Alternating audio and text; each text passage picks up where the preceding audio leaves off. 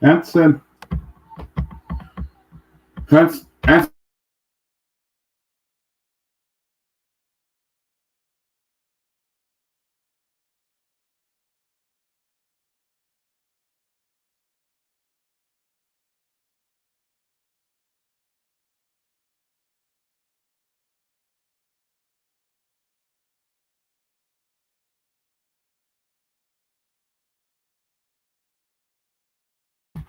Guy, welcome again. Welcome, Jan J. Welcome to the Closing Acumen. Welcome. So just share the link, man. We just started the room. We're gonna be having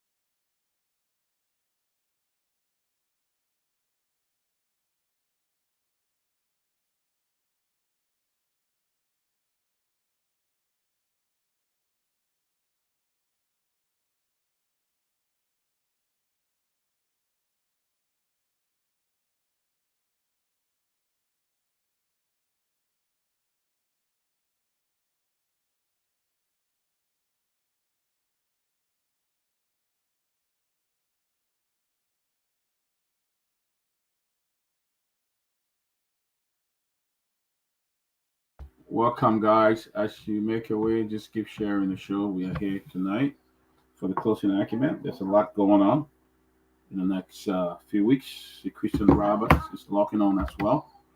Welcome, guys. Welcome, welcome to the Closing Acumen. Welcome in on the Wednesday edition of the Closing Acumen.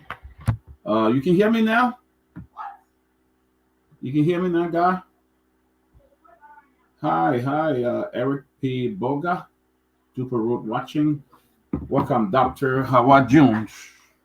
Dr. Howard Jones, it's good to have you here on the Closing Acumen. There's a lot going on here today, and we just invite you to come and join us, sit with us. The other guys will be joining us shortly. Uh, uh, uh, uh, so we invite you to come and be with us. And so welcome, guys, welcome. The Closing Argument on this Wednesday edition. Oliver Saka is watching from Ghana. Welcome, Inch People Choice. Welcome, Inch People Choice. It is good to have you. It's good to have you. Welcome, guys. So we're going to be having a guy by the name of Mark. Mark has some concerns that he wanted to share. So Mark going to be joining us for 30 minutes to come and share what concern he has with the Vice President of Liberia. So you'll be joining us. Bertha Stewart, it's good to see you, my dear sister. Uh, uh, uh, uh, Good to see you. Uh, uh, uh, uh, Welcome, guys. So there's a lot happening in the news. There is something going on with a bank called what, the IB Bank or SIB Bank, one of them. And the revelation is very scary. Almost $8 million that was transferred, some funding transfer that took place. Uh, uh, uh, uh. So we're going to be getting into that as well. We're going to be discussing that. Honorable Obi Hoggins, he's following. Uh, uh, uh, uh, show. Yeah, so I'm actually doing two or three things at the same time. I'm sending the link and I'm writing and all of that. So, but guys, join us. We are here live. We're going to bring you some of the happening in Liberia. Yamin Tro Asiedu Bensa. Yamtro had changed her name. So, Yamtro, it's good to have you. It's good to have you. It's good to have you, young Joe, Miss Mensah. This is what I'm going to call you now, Miss Mensah. Welcome, guys. The closing acumen is on today live. Say yeah, Fidule. He's watching. Welcome, say Dule. Welcome, welcome. Welcome to the closing acumen. It's good to be here. Uh, uh,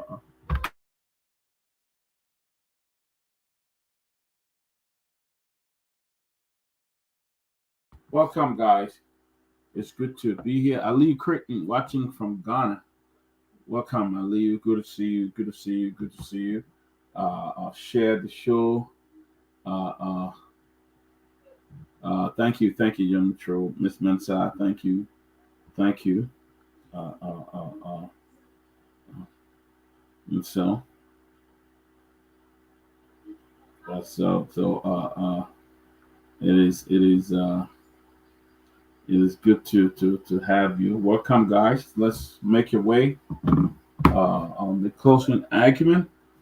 Let me be reading some of the happening on the news and stuff like that. And so I'm going to be reading some of the happening today, what the little news are reporting. Sylvester is in the back. Let me welcome my friend and brother. Welcome, my brother. Welcome, Sylvester. And Yeah, thank you. in regards to what's going on at the, it's a lot going on at the bank. Sylvester, you know about the banking system in Liberia. What is this Wahala with the, I know, SIB or IB Bank? James Scoyote, good to see you as well. What is this Wahala going on money being transferred from the central bank to SIB or IB Bank? What is that, Sylvester? I don't know. You probably got to bring us through. Basically, is it sorry, it's a new development. Yeah, because there's some reporting here from the front page newspaper. I probably need to just pull it up. Mhm. Say, did somebody lie to President Boakai on that whole stuff? It talk about loan and all of that. I understand they appointed a very good guy. I probably got to commend the government for that though. They appointed Dr. Jokba Christian at Infield. You know, I think it was a beautiful appointment. I think Dr. Yan come with a lot of experience, you know, and I think it was a good. But but Sylvester, what are you hearing so far on the central bank issue? I understand it should have gone to the Supreme Court yesterday, but did it meet? Did it go there? Yes, there was this anticipated a wonderful good evening to and good afternoon to most of our folks here on the East Coast and in the other part of here in the U.S. and outside of the U.S. Very wonderful good evening to our compatriots back home in Liberia. I mean, it's good being on the show. Yes, there was sacked it. The justice in chambers sacked it. The both parties.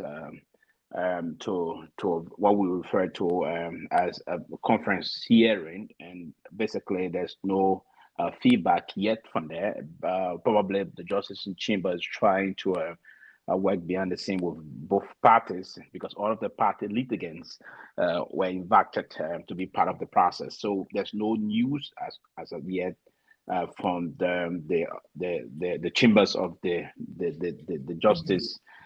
So basically, we will be holding on to CN, but it's one of the process of some of us. We hate to speculate, and as a professional, and we don't care as to how other people will feel about perspective. We are trained to be very rigorous in our analytical thinking and the way we process some issues.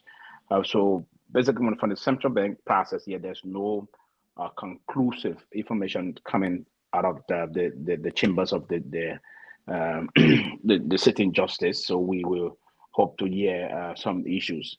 Part of my reason what I say the decision taken by the president of the republic though is outside of the process that was done in good faith to halt most of those sinister plan that was being done unleashed on the country, central bank and the rest of that. So we hope to hear basically between now and the weekend. I'm sure we're gonna get some basic information out of there. But with all of the information, things are still a little sketchy. And beyond that, if the situation are fluid, it will be difficult to get information in terms of the way we anticipate them. But we hold them a little bit. Some of those information will come out, and we can begin to assess the situation in more analytical proceedings and understand as to what's the process that's unfolding. But again, I will hope that the justice in chamber is going to do what is necessary and what is in accordance of law. And what we see sometimes in accordance of law, it's not we also have the era of law. It is the process that we sometimes say, hey, that's punched the judicial system, the rest of that. Law is not as we look at it from the perspective of the blind man, we that don't understand the details of those things. Sometimes become very convoluted and difficult to interpret. But we will hold them and see what's going to unfold. But I expect the banking issue again, as I said, there's a little details coming up from because Front Page Africa is projecting this story is developing, and when stories are developing, what you do is that we wait and get and try to absorb the story and get some details, and the details are not only going to be based on speculations. And there was something we get it wrong. If we speculate too much, we are getting the real raw evidence to tie into the story. There's a material aspect of what our speculations are. So it's important to hold on to those things and sometimes. But yes, there are a lot more unfolding in the country that we can go in depth to discuss and allow our. We don't have to be surrounded by what we call have big processes in terms of moving forward. But again, allowing ourselves to enter the story and debate on behalf of the people of Liberia and do things that the Liberian people want to see happen. But again, it will come from different perspectives, and sometimes we do analysis for our own personal feelings, and again, in our own support thought process and the rest of that. But I'm looking forward to having a very wonderful show this evening that we can analyze the national concerns of our governance system. And that's the call for political pluralism and the democratization of what we all yearned for yesterday. It's important that we know that.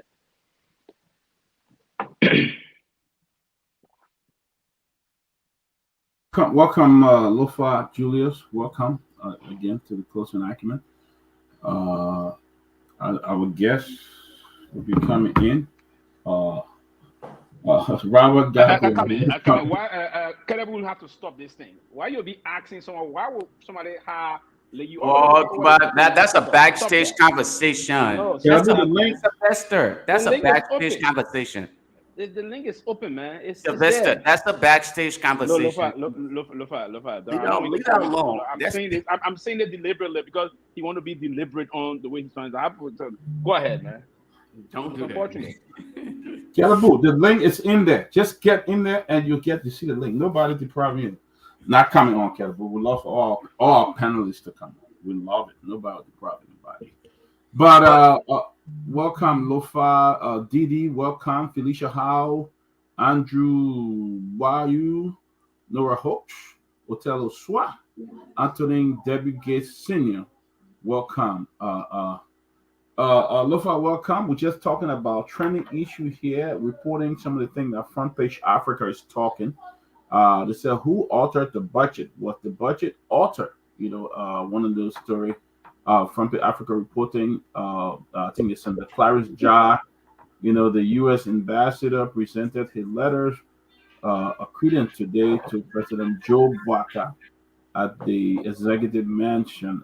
He's in Liberia now and is about to resume full responsibility. It said nearly 1 million worth of kush seized at the border, RIA and the border. Wow! So this kush thing is really making a way in Liberia. But you're welcome and give your opening statement, bro.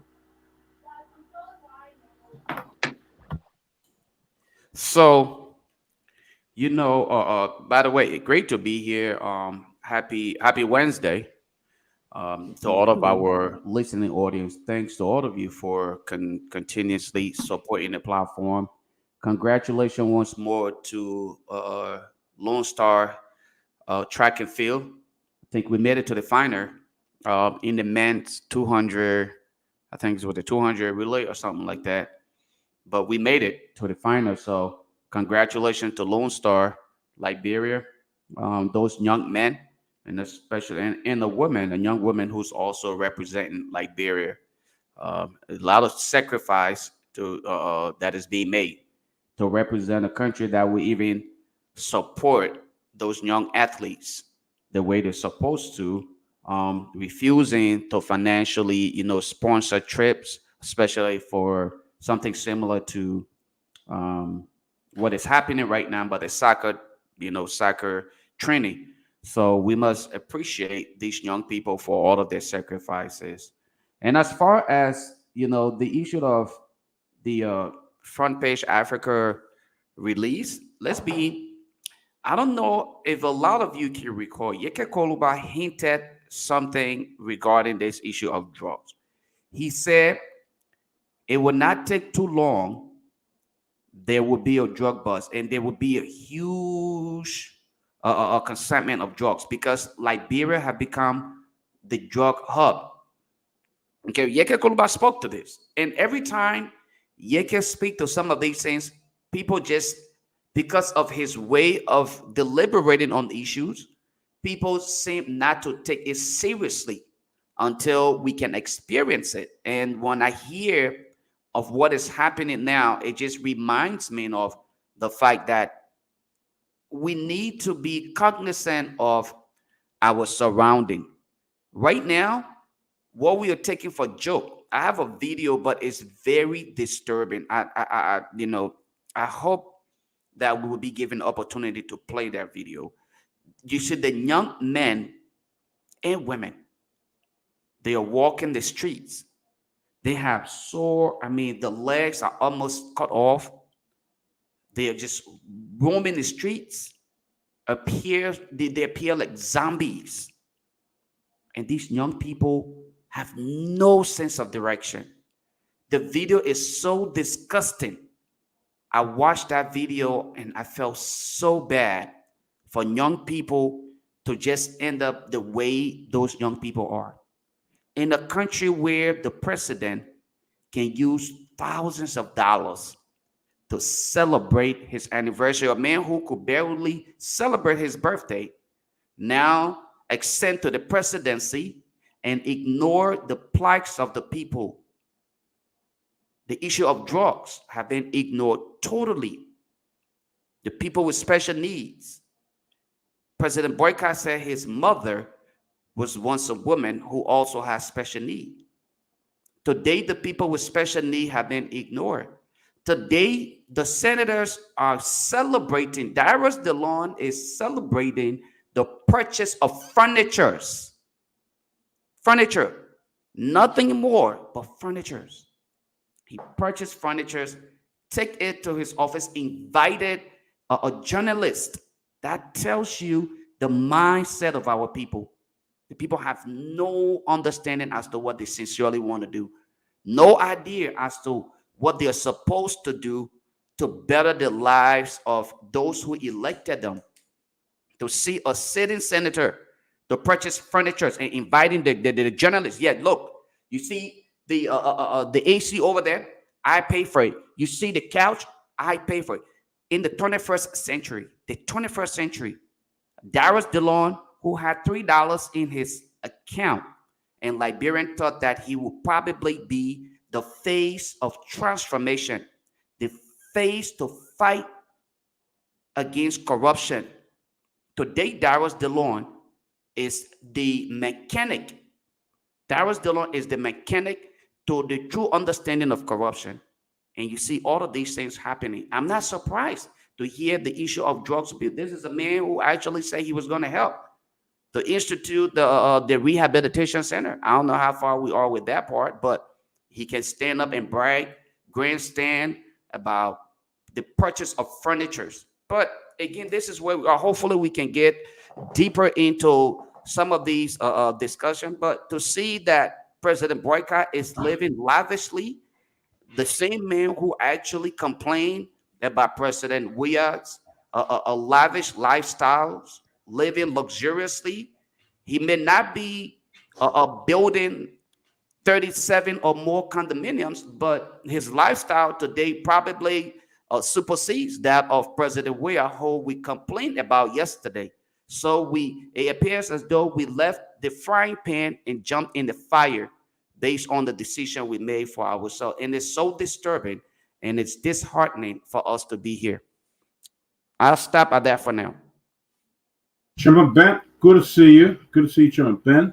And I understand they had another lavish birthday party yesterday again as well for the first lady. So I mean, it's really going on nice over there. Chairman Ben, welcome. We're just going over general stuff. We talk about the budget, the concern on who altered the budget. We talk about the SB Bank or IB Bank, the stuff that is going on there right now on the transfer $8 million for Central Bank and all of that, and there's another news media that is reporting that the president's appointing almost everybody from his home to lead the government to run the country. So, just general stuff. We're still waiting.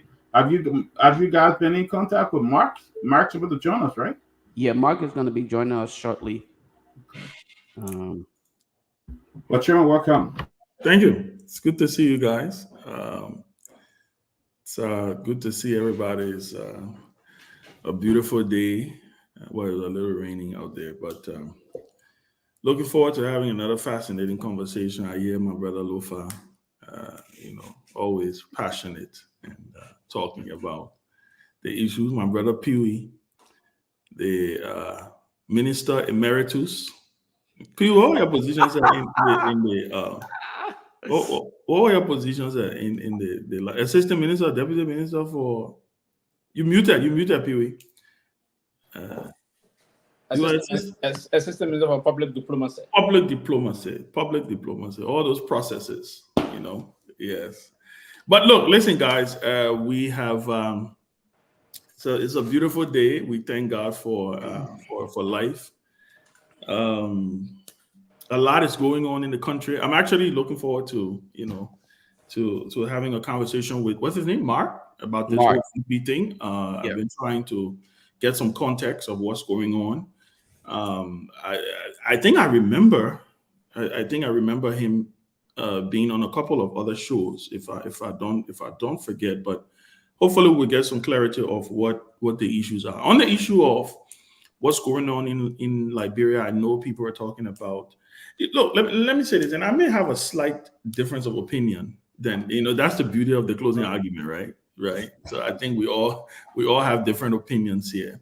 I think we tend sometimes to, and I may be wrong. Sorry, I was just looking to see. Okay, my son was coming. I may be wrong. We sometimes tend to, I think, and this is not knocking anybody, but I think sometimes we tend to focus on, we lose the big picture of things that are happening in Liberia, and we focus on the little things. And I say the little things because I don't have a problem with the First Lady having a birthday party. I mean, she's the First Lady of the country. She's a property of the state. I don't know whether it was government money that was used for the party. If it was, whether it was friends who decided to host a party for her. The reason I say this is because I think we have to stay focused. And let me tell you what I mean. We have to stay focused. I think all of these things are little distractions when you talk about, parties and stuff like that. Obviously, President Joe Boakai was vice president, former vice president. He's now the president of the country. Look, I don't expect for President Boakai life to remain the same. When you become president of the country, especially anywhere in the world, especially even in our country, right? Everything is centered around the presidency. So you have people, who are grappling and trying to seek influence. You have all these things. Take example. Forget about even the president. Just think about an ordinary minister. And I don't know if Toga or Pee-wee would share my thoughts on this. I mean, I know people who become ministers in Liberia, and I mean, they're, people are currying favor with them. They're reaching out to them. They're, hosting events for them and stuff like that. So my only thing is, host all the parties you want to host, as long as you're doing what you need to do, as long as you're making the decisions that you need to make to impact the lives of the people. I'm not going to sit here and nitpick and talk about a party that was held yesterday. She's the first lady. They had a I understand they had a what's the thing name? 25th, no, how many years? 50 something, 52 years. 52 years. It's a huge milestone, right? Them being married. They decided to have, or folks decided to have an event for them. Congratulations to them on their 52nd wedding anniversary. I see it from a totally different standpoint. I don't see the big deal about it. I think at the end of the day, Liberians as a whole, I'm getting a feedback. I don't know if it's from me. Is it from me? Okay. Okay, I don't know. It seems to be going, but yeah. So my initial thoughts on it is, I would rather want us to focus on the big issues. There's a lot of things going on in the country. There are a lot of mishaps that's happening. I think if we focus on those things, we'll be able to get a clear sense of where things are. The central bank, the president suspending the central bank governor outside of the Central Bank Act, when the act clearly states that he shouldn't. I saw the president today commissioning the office of the ombudsman. He did sign the code of conduct. I was also shocked that as he was signing the code of conduct is still being violated. He has members of his cabinet, high officials in his government who are holding political party positions, and they're still in his government. Those are the things that I am more focused on, right? Those structural things, because for me, those things will set the basis for the future. It will set the basis for the next government that is going to come. I think we are treading on a very difficult and a dangerous path, because I think what is happening is when you see the president suspending or firing or forcing folks to resign from the central bank, what it does is that it opens the central bank, or it exposes the central bank, and that any other president can come and say, you know what, President Boakai did it. Now you hear the Unity Party people, most of them say, well, President Weah did this, or Ellen did this, and stuff like that. I think for me, those are the main issues. But on the issue of birthday parties look, that's the culture in Liberia. I don't know about any other country, but that's the culture in Liberia. We pander to power, right? Somebody becomes like, how many people wish First Lady Ketumbo Boakai happy birthday last year? How many? How many people you saw on Facebook wish it? Or forget about First Lady Ketumbo Boakai. President George Weah, former President George Weah, and his wife also had a anniversary a couple of months ago. How many people you saw wishing them happy anniversary? They're no longer in power. That is the country you have. So until we can structurally get to the point where we start to deal with those things, but those things happen. Those things happen. People curry favor from people in power. So for me, I don't have a problem. I wish her happy birthday. She is the first lady of the country. If they want to have a party, as long as they're making those decisions that are impacting the lives of the people, they're not breaking the laws, they're not circumventing the laws, those are the things that I'm concerned about. I am totally fine with anybody hosting a party for the first lady. If she wants them, as long as there's no conflict of interest, as long as there's nothing, nobody knows what it is. But I think at the end of the day, this is the country we find ourselves in. So I want to focus mostly on the structural issues, the things that I believe matter for the country. Because whether you like it or not, people will go to these parties next year. You saw the same thing happen during the CDC years. You saw the same thing happen, and I will end on this note. I remember clearly in 2017, right after the elections in 2017, when President Weah won, right? Former President Weah won, I went to pay a visit to President Ellen Johnson Sirleaf on her farm. And I'm telling you, right, we went to pay a visit to President Sirleaf on her farm, and President Sirleaf was joking. She was joking with everybody. She said, I'm enjoying this moment because I know next year by this time, I will be alone on this farm on my birthday. It comes with the territory. It comes with the territory. Let's just stay focused. Let's talk about the things that matter. All these little things. I'm not going to follow the playbook of the Unity Party because they were nitpicking on. I remember one time they were talking about the shoe President Weah was wearing. They were talking about the cufflinks he had on his shirt. Whether you like it or not, when someone becomes president, their life elevates. When you decide that you're going to elect someone as president, their life change. It's bound to happen. So for me, those are my initial thoughts on it. That's why I say I have a slight difference of opinion. I don't know what the other guys think, But I'm not worried about the first day they having party or somebody having party or the person having a drink. The president, somebody brought up the issue about the other day that the president, there's been upgrades at the president's house. Well, he's the president of the country. Of course. Whether you like it or not, the state will pay for those things, right? Jalaha, he can't. Jalaha before he used to ride one car or two car in a convoy. He had one car for his security, one car for himself. Now he has a fleet of cars. He's the president of the country. He has to be protected. That is just my opinion. I want to focus on the structural issues that are going on in our country, and there's a lot of them that we can talk about. Those are my initial thoughts. Yeah, quickly, before my brother and come in, it's not an issue about your opinion, Ben. That's the reality, right? Former President Taylor told Mary Harper in a very great BBC interview. He said Liberian people love to see their president look good, very good. He emphasized that. He said he understands that they love to see their president look very smart, look good, look good. You don't expect the president to go. There are a lot of security. The house before he became president, the house he needed to do some defense, security a lot. That's the president of the republic. So we have to understand that. Those are all I criticize that. And how much does it really pay to organize a party in that the people? That's not much money. I don't think it will pay more than 2, 3, 4, 5,000. A big party in that bureau for the first family. That should not be a concern. That's part of the we have something in the president budget called entertainment.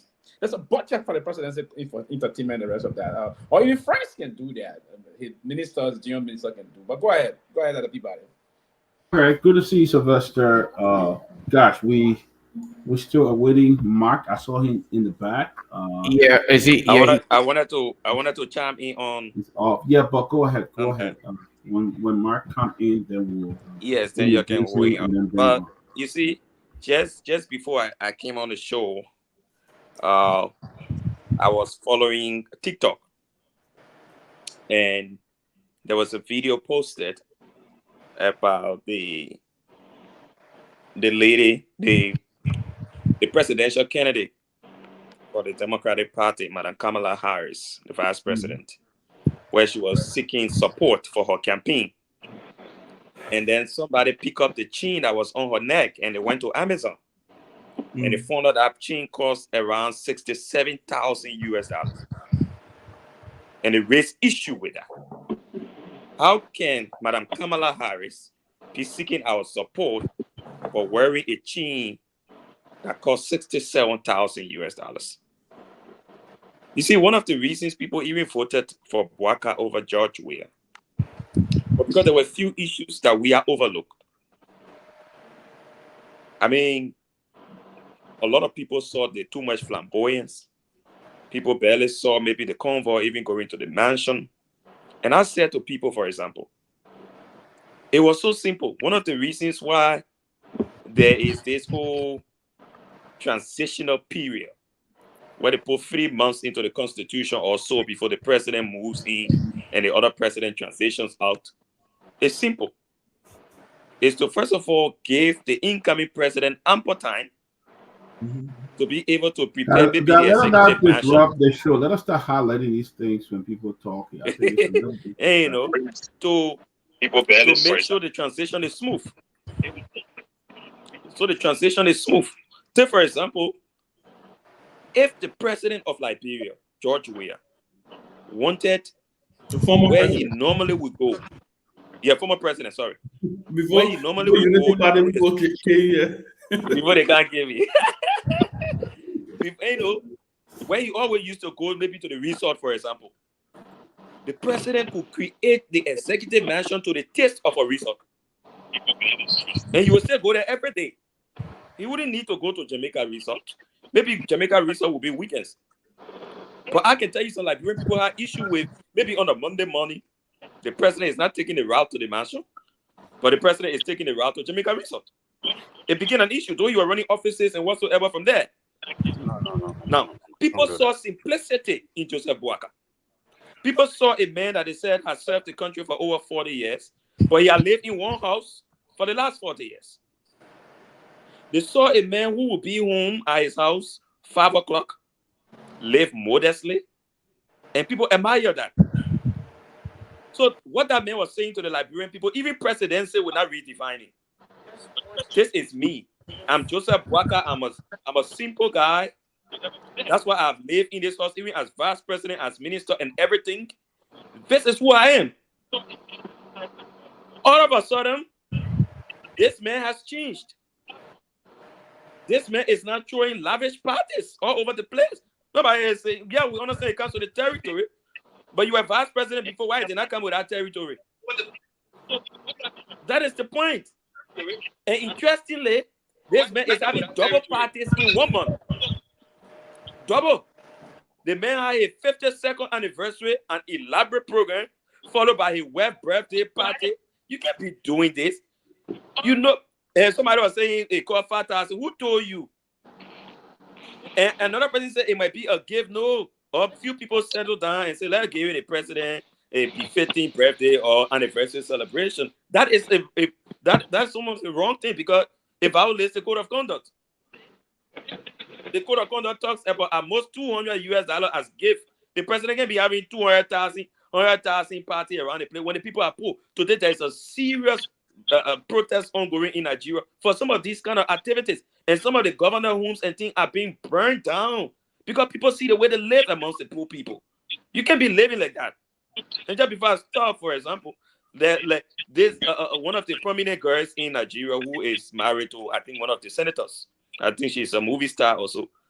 For her to have just gotten on air the other day to make a comment about the situation. She's lost more than 100 to 200,000 people who are subscribed to her page alone. I mean, people take these things seriously. The people are too poor in the country. And if you would spend 200, 300,000 alone on a birthday celebration or on an anniversary, that could change several people's lives. Several people. And I think what the people have known President Bouaka for, he has to return to that. The other day, the president of Nigeria, his son entered a meeting with him. He put his son outside. He said, no, you're not supposed to be here. The president of Nigeria, from that day, his son lost from the public space. These people try their best to make sure that their children, their friends, and their family don't interfere with the way the nations are run. Unfortunately, in our own, they run everything around us. We say nothing because we think it comes to the territory. No, it doesn't come with it. President Bouaka will have to change his lifestyle, what the Liberian people know him for generations, and they voted him for that basis. All right. All right, Toga. Thank you. All right. Good to have Chris. Peabody, I beg you. Right before I know we're coming to get right into Mark conversation, but I just want to say something to Toga quickly, and I'm not disagreeing with him. I totally get where he's coming from. Can we mute ourselves? There is a feedback. Yeah. It's really, really bad. Mark, can you mute yourself? Let's see if it's from you. Hello? Yeah, it's from Mark. So you probably need to you probably need to get like an earpiece or something for some reason. Okay. Let me get an ear, please. Yeah. Okay. No, he's good now. If he Well, gets, he's good. You seem to he's be good now. He's good. You seem to be good. So come back. But let me say this. First of all, look, one of my favorite quotes is from Michelle Obama. When she said the presidency doesn't change who you are. It reveals who you are, right? They were making the argument. Ben, sorry to interrupt you. Mark, do not connect the earpiece. Just leave it as it is. I'll leave it, you good. Yeah. So she said the presidency reveals the person. They were talking about Barack Obama and his, the cool guy, blah, blah, blah. She said, listen, this is who Barack is, right?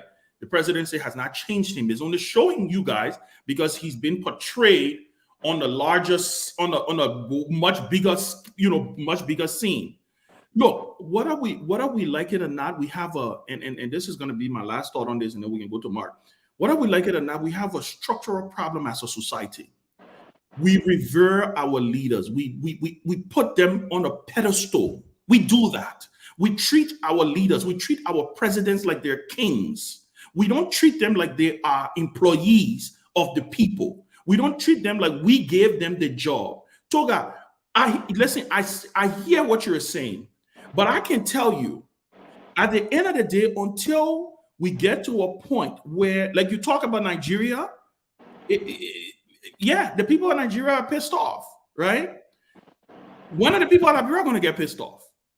When are they going to get pissed off and show it in their votes? I'm not saying that you jump in the street. That's not what I'm saying. I'm not calling for any lawlessness. Elections have consequences. They do. Elections have consequences. You have to understand that at the end of the day, our people follow the leader. They do. Right now, how many people do you see wear purple suit in Liberia? Not a lot of people. The reason they were wearing purple suit because it's what president we are wearing. Now, if you look at most of the ministers of the government, they're wearing the high suit, the suit that Boyka always wear, right? The suit that Vice President Kun wear. That's the order. That's how we do in our country. So until we get to a point where the mindset of our people will change and will understand that leaders who we elect work for us, we cannot continue to say, otherwise we'll just be talking. That's all we'll be doing. So I'm not saying we shouldn't talk. I don't have a problem with her having a birthday party. Again, at the end of the day, it was her birthday. Let them go ahead and have the birthday party. Like I said, I'm only focused on the structural issues, the decisions that have been made. And trust me, there's a lot that we can talk about. That's all I wanted to say, because at the end of the day, the presidency don't change a man or a woman. It only reveals who they are. That's all it does. There's nothing that it does. So with that being said, people, sorry, go ahead and take your show. I think Mike is here. Let's begin this conversation. All right, gentlemen, good to have everybody. Grace, again, good to see you. Good to see you, Mark. Nice to see you.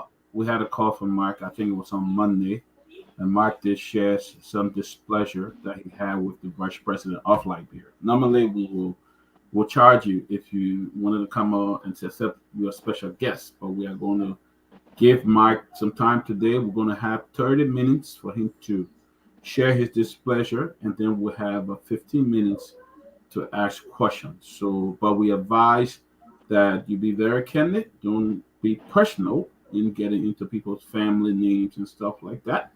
But from there, you want to welcome Mike and let Mike share what his displeasure is. And we also reached out to the vice president office, and they said they also responded. And I'll read that response later, but we want Mark to share as well. And just a quick disclaimer, Mark, bear full responsibility, not TCA, for every statement that is made. You make a disclaimer. Yeah. So, And also another disclaimer. So The vice president office bears full responsibility For on the- what right. statement they made. They It's not made. this platform statement. Thank you. Okay. So Mark, you can So- feel free to talk. okay, so we're No, gonna you give can't be Mike, the vice president guys, office. No. guys. You Listen, can't be the vice president office. We Okay, can't guys. say that. Listen, we need to be balanced and be serious on a lot of things here. If you say you're making this disclaimer for what Mark Kami said, you can't ship that to the vice president. office. yeah, he's not. Listen, They're you not have to be on very here. clear and make people understand. All right, Really? you're not the show, guys. But All let right, Mark gentlemen, say it. let's- Let us not interrupt the show yet. Take the disclaimer, but you can't How say you the vice speak. president office take that If we responsibility. haven't No. making disclaimer Okay, on guys. what Mark has said, The Why hell is y'all it- not why doing is- the talking Why about? is the vice president Let's office just say be something clear. negative to Mark too? yes, No, anything that TCA will take that. and I will Well- repeat, No, I'm not anything going to you do say that, but about we the can't vice share it for now president until that can has happen. nothing to do with it. Listen, guys. But at the same way, Mark, not even speak. Okay, but Guys, we're good. We're good. Yes, then the show not gonna go on. We We're can't gonna be get giving Mike back 30 this minutes. favor. We're gonna get, listen, So guys. bad, we're we're gonna give good. Mike 30 minutes, and I ask that you don't talk until you're asked to talk. Let me come here. We'll go to everybody to ask the question, but do not interrupt each other. This is not the right time to do it. So Mike will get his You chance have to to represent explain. the vice president office. 30 minutes, and then we'll ask our question, and I'll call everybody. I'm the out. vice president spokesperson. Okay, then you can clarify that. Yeah, I'm the You know vice president you were spokesperson. Put it that way. I'm the spokesperson. You're listen, man. You're like, I the Guys, spokesperson. Yeah, please I'm- mute your phone. I don't know why some people are getting so. Can't go, you express Hey, yourself. don't go there. Don't go there. You Yeah, don't go there. nobody should You accuse don't go there. anybody. Respect yourself. Don't Guys, go there. let's stop this. Let's All right. stop this. Grace, it's Well, okay. Guys, listen. No, we're going on now. Y'all taking all the time No, on this shit. When we reach 30 minutes, it'll be it. Calibo, we're good. all right, guys. Good. But let's- Calibo, we're good. Lofa, Peabody. If there is a Calvo, it's a- Calvo. Yes. Can we let the guests? Yeah, let's just get Listen to you. started. Y'all let the You guests can speak. let the guests in. If We will- a woman I is don't speaking, that's not interrupting. like- No, it'll be interrupting. Peabody. There's one moderator here today. You're not going to interrupt this program. Yeah, y'all let the men speak, please. Uh, Go ahead. Thank you guys so much. Thank you, Dr. Peabody, and thank to the closing argument for bringing me on here to air my voice. I highly appreciate you guys for the opportunity given me to be on this platform today. So, to the point between the vice president and I, everything I'm going to say here is the truth. It's nothing different. Everywhere you turn me, that's the truth.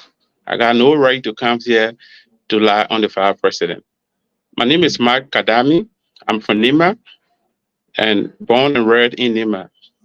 I built my property in Nima. I started building my property from 2012. 2013 to 2016, I completed a 4-bedroom house and 4 bathroom, and the other house were 2-bedroom, two bathroom.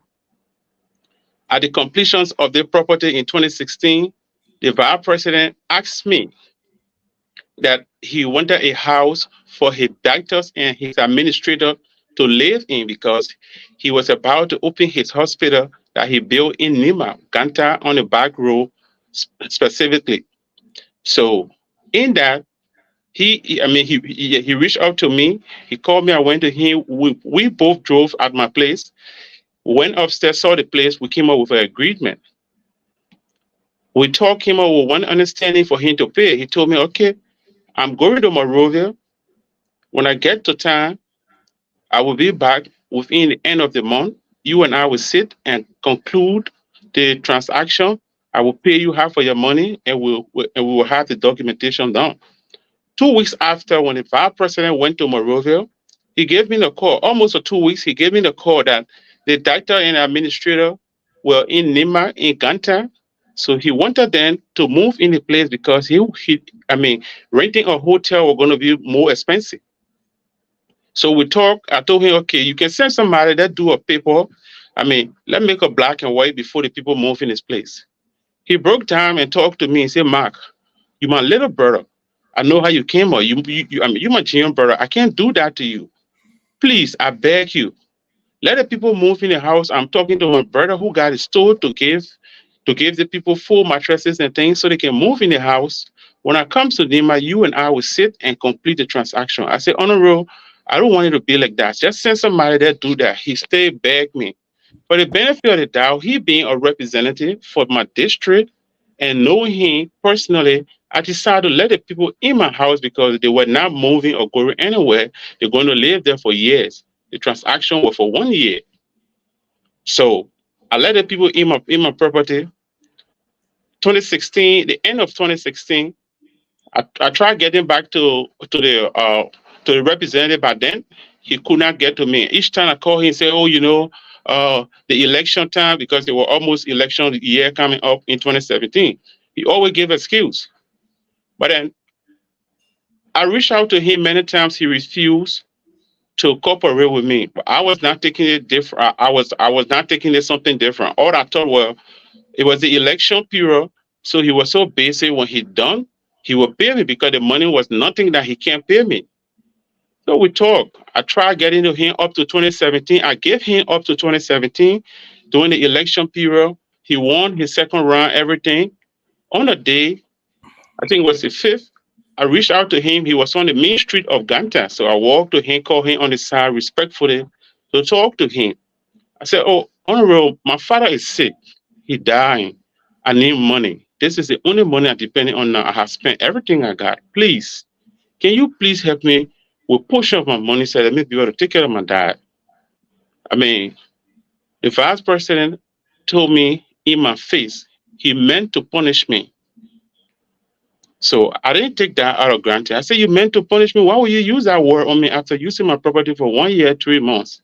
And you denied 3 months. I said, I agree. Since you denied 3 months, pay for the 1 year. He refused, but when he used that word, he and I who had a serious argument on the main street of Ganta. Everyone who was there, the residents of Ganta, everybody was around. They saw he and I, and I went very bitter with him. But later, people talked to me and let him go. I let him go. I came to Monrovia. Later, I met him in his office. I talked to meet him. I could not get him. I waited out when he came out. I talked to him. He said I should meet him to send barbecue. At same barbecue by 5 o'clock, he and myself met there. He took out $1,000 after 35 minutes waiting outside of the car. He took out $1,000 to give it to me. When he gave the $1,000 to me, I didn't feel fine about how he treated me. I said, okay, let me pay for the balance money. At that point again, he said, no, I'm busy. Honorable Tomo Farah and myself, we got an appointment, so I'm rushing. I said, well, you've been here 30 minutes. I've been sitting out here. How long it would take you and I to just drive a note for the balance? For the balance money. He said, oh, I will still get to you, Mark. I'm so basic. But honestly, when he gave me the $1,000, I dropped it right before him and I peed on it. There was a reason why I peed on it. And I took it, he was laughing. So he left. So the balance money left with him. But because of the anger, the way I attacked him on the main street of Ganta, there have been a series of information that he was trying to get back at me. So honestly, a brother who I know, a senior brother called me and said, Mark, there's a secret now that you guys having. They're trying to cut a part of the body from a body to drop it in your fence when you go to Ganta. So you got to be careful when you go into Ganta.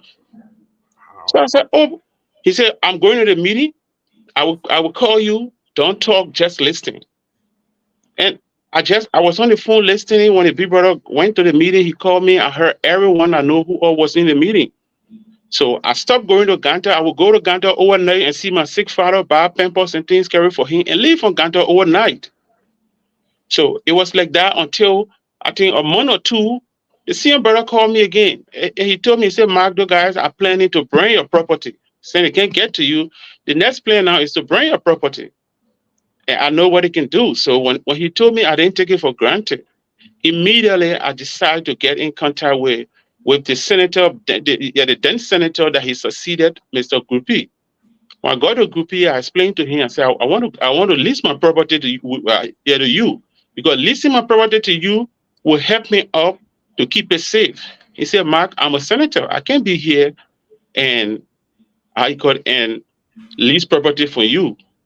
If you want to sell it with the circumstances, I can buy it. I said, no problem. If you want it, we can talk. I said it instead of me losing it. From what I'm hearing, it's now a good sign for me. But all the time we're talking, my father is sick. He can't walk. He can't talk. I'm taking care of him.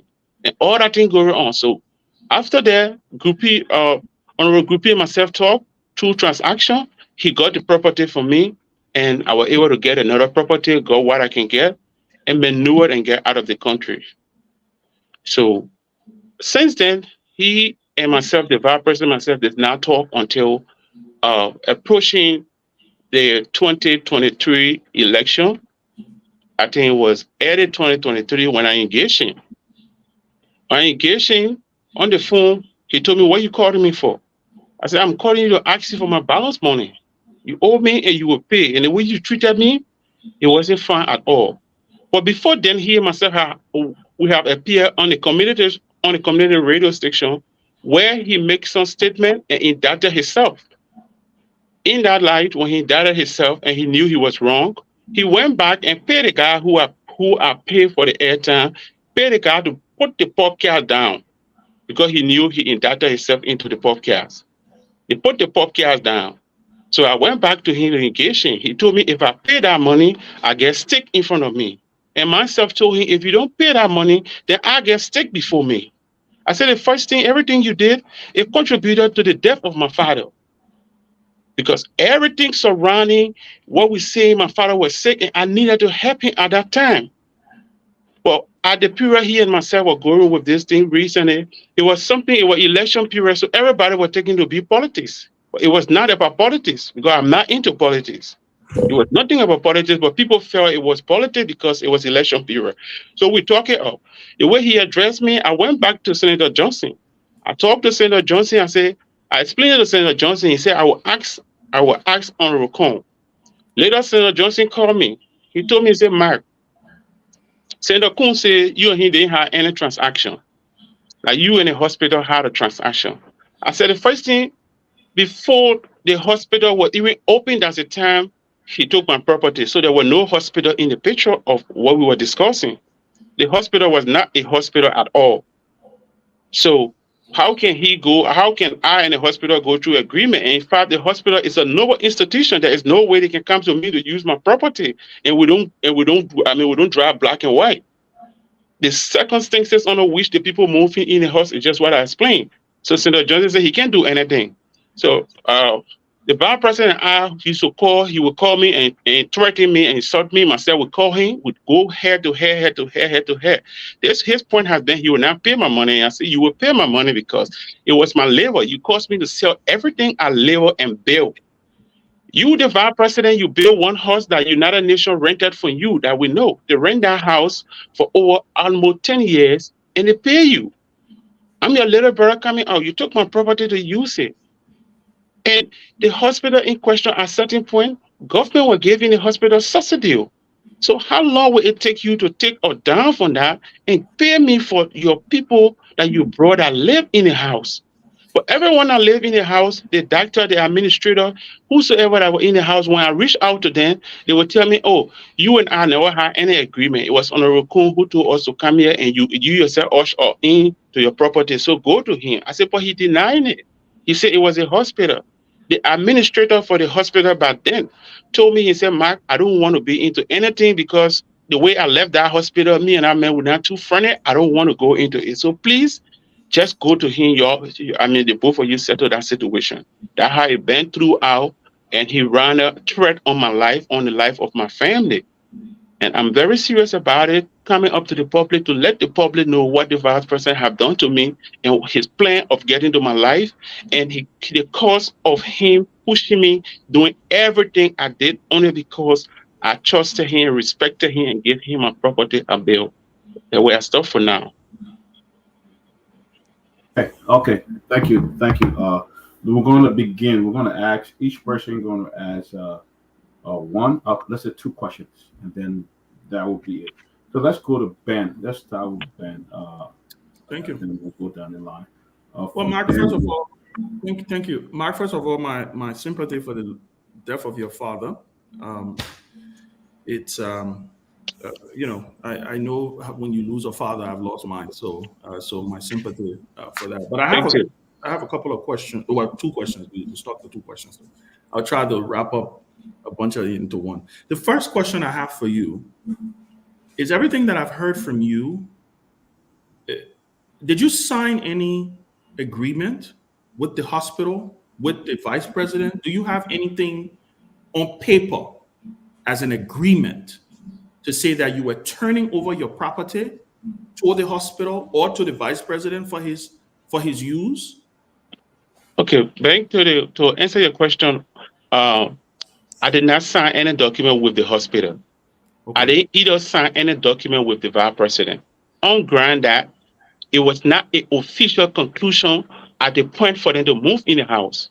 He came, he saw the property, we talked, we came to one understanding. He told me he was going to Monrovia. When he come back, we'll complete the transaction. In Monrovia, he gave me a call and apologized to me like a brother. But I didn't know he had that intent because had that intent. That's why he treated me the way he treated me. But I thank God that the property is a house, and the resident of Nima, more especially Ganta, everyone knows that he rent the property from me. That's why today he can't deny it. Okay, so then that leads me to this. Okay, so how did they move? Because from what I'm hearing from you, you're saying, because I was writing down some notes while you were speaking. Yeah. This conversation happened when he was senator, not when he was vice president, correct? No, when he was representative. Representative. So this was what year? What year was this? It started from 2016 to 2017. 2017. Okay, good. Okay, so when did they move into your property? When they moved in my property in June 2016. 2016. Yes. The property. Okay.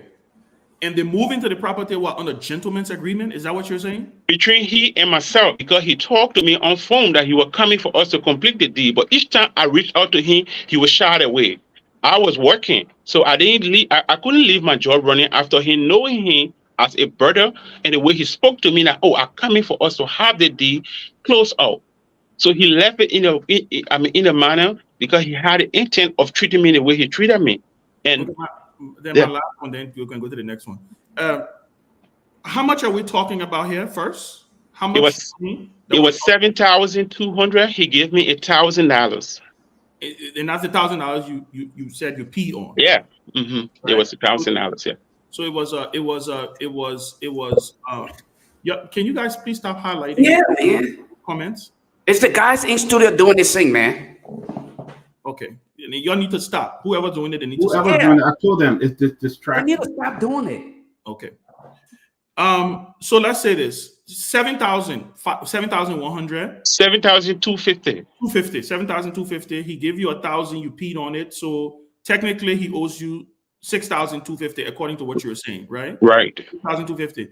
And the only thing I'm a little confused of here, right? You have not been able to seek any legal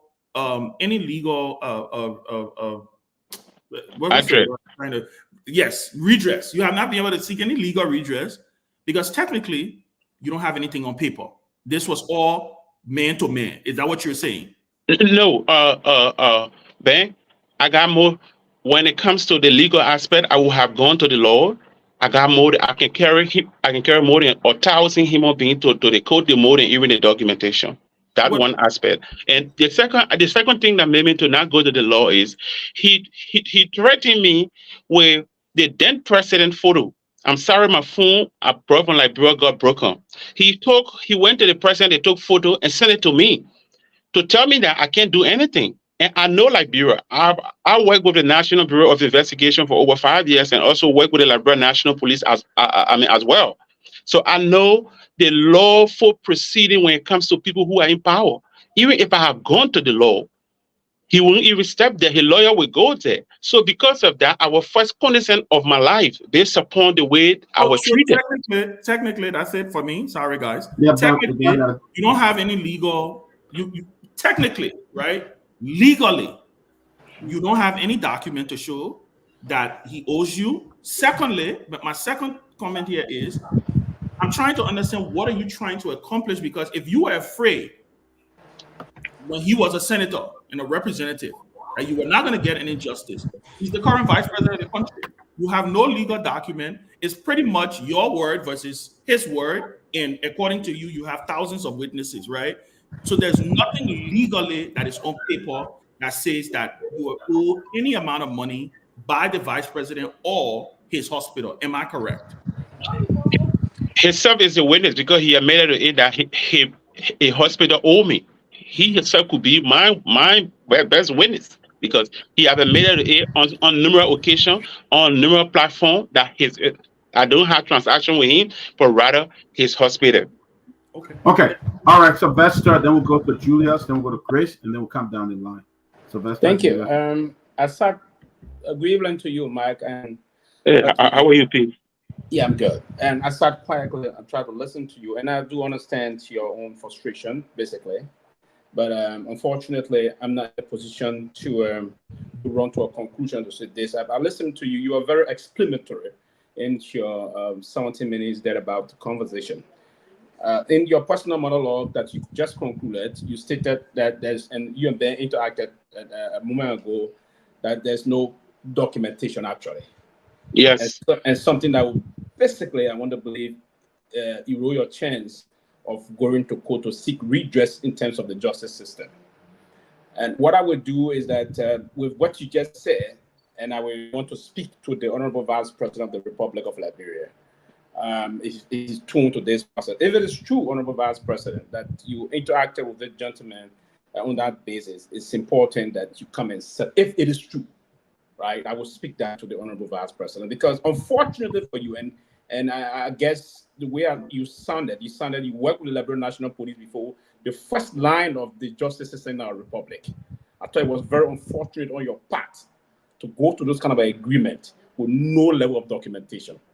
Yes, if I was your little brother or son, I would say that you blunder. That's a serious, and I hope moving forward in this life you live. In this life you live. That's the reason my biological mother would say to me, I would give, she would take money and give them, she say, hey, check the money. Tell me how much I give you. That's the last this is the kind of a thing. Yeah, she would say to you. And she's not as educated. She's studying Sanskrit. She would say that to you. She will document, she will want documentation in terms of those kind of a transaction. It's unfortunate you didn't do that. Now, quickly, my question to you just now is that true that the property in question, you ever attempted or sold this property to the Who keep doing this thing here? You sold this property Don't worry, Pee-wee. Don't worry. I will just deactivate everybody.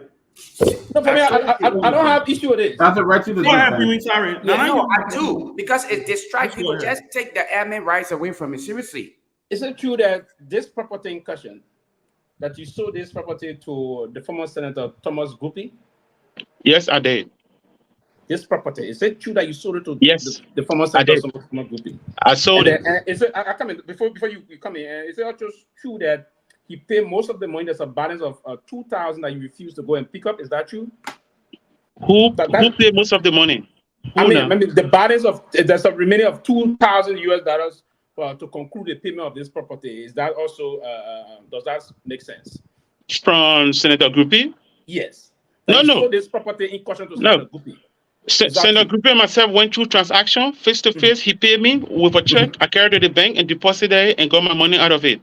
The reason why I sold the property is what I explained. That when I was in Nima, after this vice president, I had a face talk on the main street of Ganta, and he told me he meant to punish me. That was very rude to me, and I never took it for him. He and myself went face to face on the main street, where his friends, his brother, his people I used to carry complaint to. All of them were present. They couldn't do anything about it. I told him at that point when we engaged each other, he got annoyed and his supporter got very, all of them were mad why I went out with him like that. So their plan was to call parts from a body, throw it in my fence. My house was in a fence. My house was in fence. To throw it in my fence to entrap me that I'm a kind of ritualist. So in that light, when the information got to me, I started being afraid because I know in 2015, they just did the same thing to the businessman Prince Howard and burned all of his property down. He was blessed to be alive. So based upon that, I had no alternative. I had to leave for Nima, be in Monrovia, slinking up, coming, seeing my sick father, going back overnight, just so I can get in trance with those kind of behavior. But it didn't stop there. I received another call again that they were planning since they couldn't get to me with that plan. That plan was to just send people there, put gas on my property, and burn it overnight. So based upon that, I hurried make my way to Senator Guppy and have a discussion with him for the lease. I didn't go to sell it to him. I went for the lease agreement, but he told me he can't lease. So my option were to just sell instead of me losing it. I suffer for it. Instead of me losing it, no. Anymore, though. You don't own Eh? the property. You don't own the property anymore. Yes. No, I don't own it anymore. I had to tell it. I bought another property though. I sold it. I bought 1 or 2, 3 different properties, which I'm satisfied with. I regret it, but the action, the way he treated me up to today, and make me, because I couldn't live in him. I couldn't live in Liberia under his watch. Going to the former president, taking picture with him, sending it to me. My life was at risk. Yeah. So basically, that's it. And I Oh, no will problem. I will end there. Thank you. Mark, thank you for being courageous enough to, come out here and share your story. I'm pretty sure there are thousands of Liberians out there like you who are possibly victims of, power abuse in Liberia. Okay.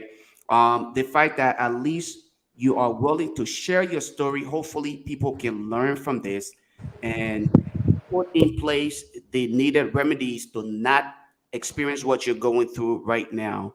And like Pee-wee rightfully said, documentation. That is the reason why when President Boyka in his letter to the House said he signed, it was a gentleman agreement, Liberian were concerned about his decision.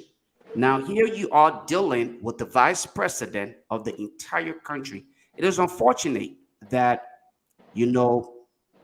our leaders end up being so disgruntled and abusive with power, even to those who hire them to do a piece of job. I'm very sorry to sit here with you and experience this. But here's my question to you regarding the threat. You said the vice president then senator or representative threaten your life.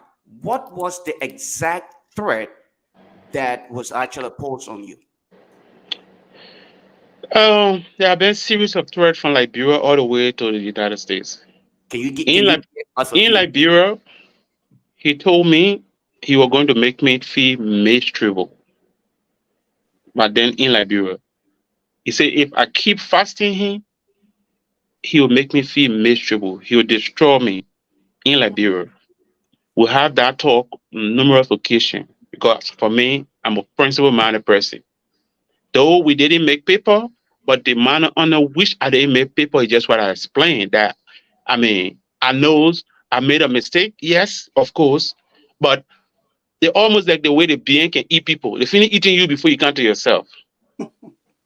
The being can eat you before you come to yourself. To say, "Oh, if I have known," because I respected this man in his capacity as a representative for my district, and it was not money I was giving him, but I know the people were coming to live in my property because I myself took my sick father to his hospital 2 different times and paid his. Mark, Yeah. I heard, all I want you to just, for the sake of our listeners, just state the threats that Yeah, were posed to you. that's Or it. just, you can give at Yeah, least he two or told me three you're of- going to make me miserable. Uh-huh. You are going to make sure and destroy me. Right. Even in the United States, here, when he and myself started having a conversation from point A to point B, when I went to this guy, or when I called Senator Johnson, Mhm. he told me, he said, "Watch and see. You will see how your life will be recently." Wow. And I'm telling you, I can send you the photo. My whole hand in the night I was sleeping. I don't believe in those things. But if me and somebody had a kind of talk and you tell me I'm a watch and see, in the night I saw a honey bee and nearly burned me in my face. I started knocking it. I'm knocking with my both hands when I wake up. I can send you the photo. My both hands were barred off. Like when you put somebody's hand in a hot oil and it burned. All right. My second question here, and for the sake of time, you also mentioned the fact that you urinated on the funds, the $100 that he gave you. The 1,000. Right. Right. Excuse me. Right. What instigated that decision? What actually prompted you to do that? Considering that he handed you the money, what prompted you to do that? And then you still took the money though. What was that? What was the determining factor in that? Okay, thank you, Ben. I thank you. I got low fat. I know this vice president. I'm not going personal with him here Mhm. because for the sake of your platform. But I will tell you, I know him. There are a lot of stories. So for you telling me to come to you, you're going to give me part payment of my money, and you keep me waiting outside for almost 45 minutes, and later on just take $1,000 and give it to me. And then you let me paper, you refuse to make paper, but you were there for 45 minutes, wherein I thought you were driving a note of the balance. I know him. I know from what background, except you want me to come up with that on your platform, I can come up and make it expensive.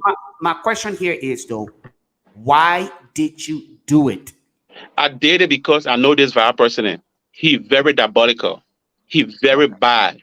He wicked. He's a devil. He lived with the devil. People who don't know him don't know him. So ritualistic, you are concerned He about more than a ritualist. No, without going Can I further. come in? Let me say something. But So that's what I said. No, I want to interject something quickly. You shouldn't go there. By the way, your permission, please, as the host. I want to interject something here. And I want us to be extremely careful. And I just want to say it clearly. This discussion is pretty much about a purported debt that Right. the vice president allegedly owes Mark. Mhm. Mark has said clearly he has no documentations. There's no agreement. He said he have witnesses, which is fine. I have no issue with him having his witnesses. I have no reason not to believe what he's saying. But I also want us to be extremely careful. This is not a conversation about ritualistic killing. This is not a conversation about his hand swollen in his dream. This is not a conversation about that. I think and just to be fair here, let's stick with the issue because for me, to be quite honest with you, listen, But Mark Billy, has Billy sold talking. Mark has sold this property. No, but Grace, My thing is, I fear that we don't want to create an environment where he attacks he attacks somebody without them being able to defend themselves, right? This is a public radio, right? The second thing for me also is, I honestly expected Mark to come here with documents to say, this is what I'm owed. I don't have this is what I haven't been paid, right? So but Ben, as it stands right now, it's pretty much here? he said. But people, they got statement from the vice president office. So but now can I come in? Look, No, we gotta go to Chris. Chris, go and come in. Chris, come in. No, hey, Calebo, don't do this. Calebo, you're not the host. Chris, Let the man do this. When your I time think- comes, Chris, you Chris, can do that. go ahead. Look, I think Okay, there's yeah. an attempt to mislead the public. So I need to clarify something. No, when your time Wait, comes, Lofa, 1 second. You said, Calabo, you said, is who attempt to mislead the There's an public? attempt by you and Lofa to mislead the public. I just want to For me. clarify this. Right. So before you speak, Calabo, Mislead what public? people, I beg you, Calabo, you will speak. But let me also ask you a question. you see why I wanted to make clarity, Ben? Calabo, let me ask you a question. Are you a party to this case? I'm not. I'm a Because you panelist. see, no, because you're saying that you want to clarify with us. We No, attempted no, to because you are mislead. giving information that is misleading. It's not entirely true. what? So how did Lofa try to mislead? That's what I'm trying to understand. Okay, How so did we try to mislead the If you public? give me a chance, I'll come. For example, you guys are making the public to believe that the only sole reliance of the legal case is documentation, which is erroneous. The Liberia Supreme Court has an opinion where someone was convicted on circumstantial evidence, not even based on documentation. Circumstantial evidence was enough. On our own law, customary marriages are not documented, but they are legal. In the villages, when people get married, it's legal. But There's this a no wedding? documentation. Okay? Wait, let him finish. No. So that it's legal. More than that, the best evidence is Mike would not have given his house to the doctors that were working at Kun Hospital to live there because he didn't know them. Mike has been very clear on this. It was a phone conversation. The people got in his house. He accompanied them. He gave them the key willingly. He did not know the doctors and from anywhere. In fact, that was a Nigerian doctor. You didn't know him. Someone asked him, do this for me, and he did it. He said, "Not why is it not a best evidence to say because Even phone conversation can be subpoena. Good. So that's what I'm asking. That is the reason why, and I'm thank God for clarity. Thank God for his clarity because I wanted to make it. I agree with you that there can be such whatever evidence you talk about, right? My question, my thing though is, in the end, maybe that's why I'm only trying. I'm not saying we should cut the show. I'm just saying let's direct the conversation towards that issue. Is Mark planning to sue the vice president? Is he planning to take legal action for his circumstantial evidence to be presented? Instead of, for me, my only issue is let us go to the issue rather than go through the ritualistic killing and all that. And Ben, 1 minute, please. Kerebu said something then about circumstantial evidence. The basis of circumstantial evidence, Michael very clear just now. He said, Please, man, please. The Tell basic. the people, if you're able to hold it, Yeah, but then you're you're able to somebody to hold it and control it. I was talking Because right it's now. our conversation. Okay. So that before someone else come in and take I'll over tell 1-2 you hours now before we I'll come in. go. The next person is supposed to be Grace. So Grace, go Control ahead. the show, let the next person come in. Grace, go ahead. You see Lofana go into some of my questions. Yeah, so you talking very good. I saw you talking now. Grace, go ahead. Perfect decorum. Perfect decorum. My last question there, how Lofana take it from me and all. When women talking, they're not allowed to talk. Even in the diaspora, like Remy. Oh, Grace, call your team. Yeah, I have to say that. You the loudest on this show. Yeah, you got me. No, I have to say that because I know I can talk on this show, but people get a tendency of trying to stop me from talking, and I will not take that. I will not take that from nobody. You the loudest on this show than any other person. You eat chew and other things. You are the loudest You on this will show. not be able to stop me. Of course, I have to be there. You are the loudest on the show. Then you say they can stop you. Women should not speak. So No, nobody stop you. But don't. You're trying to speak, Grace. Let's go ahead Can now. I speak now? Can I speak Yeah, now? go ahead, Grace. Let's go ahead. It's very nice to have you here. Thank you, man. Your story is not strange to the Liberian community or the Liberian society because these things happen. It's not strange to us that you did a gentleman agreement. It happened all the time. I know so many stories because I'm an advocate for people that are going through these things. So we know these things happen. You know the person. Sometimes they come to you. You say, "Oh, you know, because I know the person." You get in your house and you expect them to pay. That Liberian society being like that. That's the reason why we have this agreement on the platform, because everybody know one another, so everybody protecting the people they know. Unlike people like us who will be very neutral and will say the truth. But I want to say that I will not ask you a question. I personally believe your story. I don't believe your story in the aspect of you not having documentation and everything. I know you're supposed to have that, so a little bit crank on that because I know that in these days and time, every Liberian eyes opening. But when you had that problem, it was that kind of way because we were doing things like that. So I know other people will not believe it, but I believe it because I experienced it. But my thing is that for a leader, when you are in power, and I will speak to Jeremiah Kuhn, Mr. Vice President, if you owe Mark his money, you need to give this man his money. Whether the horse is being sold already and he got money for it, the time he gave you the money for, the horse for, when the people got in that place to do your work, you owe him for that time, regardless the horse is sold already. You need to pay, and that's just the right thing to do. So this thing can be laid to rest because you are in a very big position and you don't need your name to be scandalized in this way. Because this particular position right now, where Mark is explaining, certain people will lean on one side and the other group of people will lean on the other side. We know that Liberians always tend to lean on the side because they know the people, but other people who even know you will not lean on your side because Mark is a regular Liberian citizen, and I don't think he will be brave enough to come on platform like this to talk things that never really happen when it comes to the transaction with his house. The rest of the things I don't know, but at least that transaction with the house, something is there.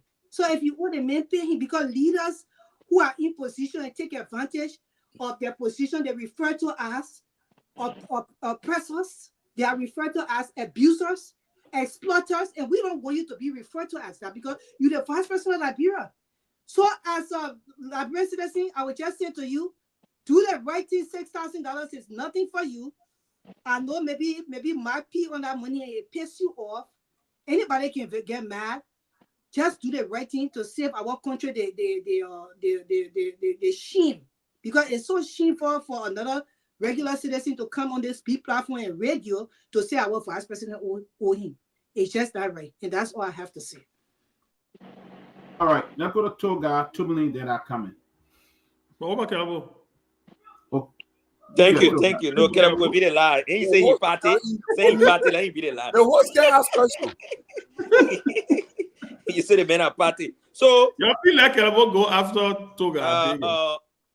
I will appeal to you. Yeah. I will appeal to you that the people. I will appeal to you first of all before I even proceed. It will be good for you to read the response from the office of the vice president. I think that response will technically.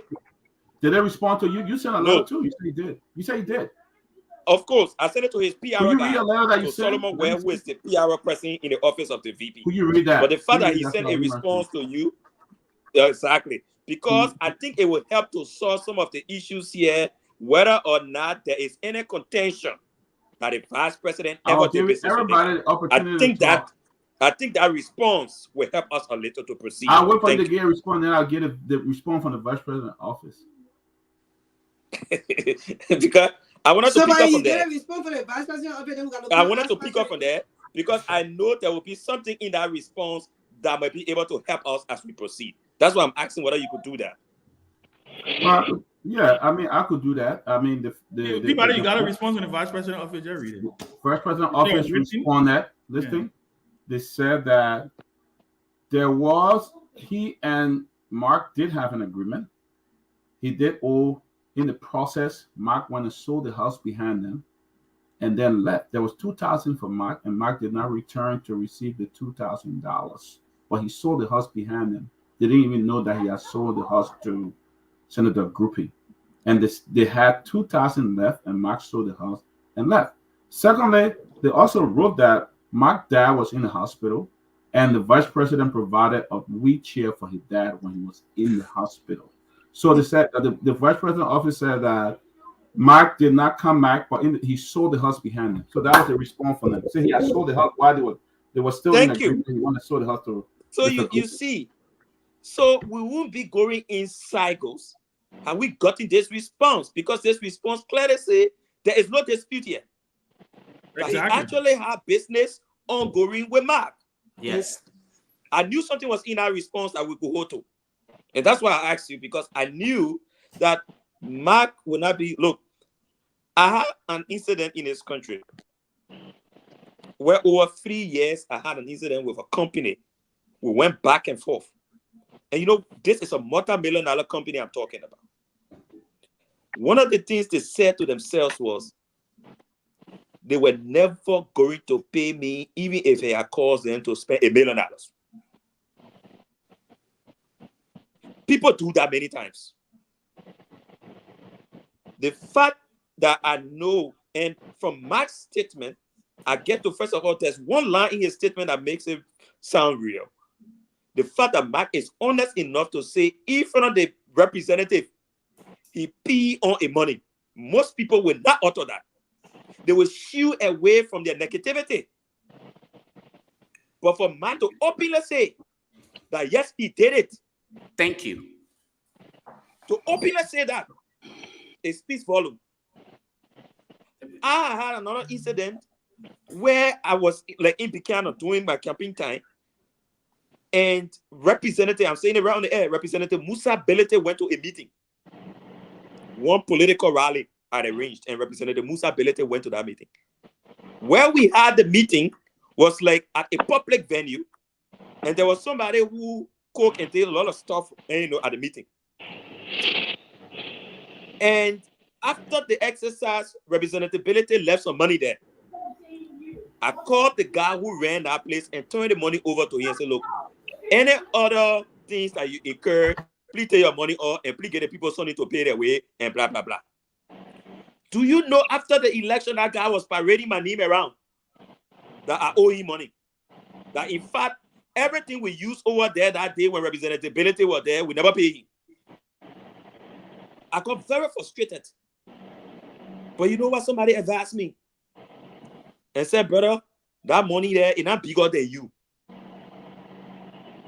I counted that money and gave it to the guy. In fact, that guy myself in the C church in Buchanan.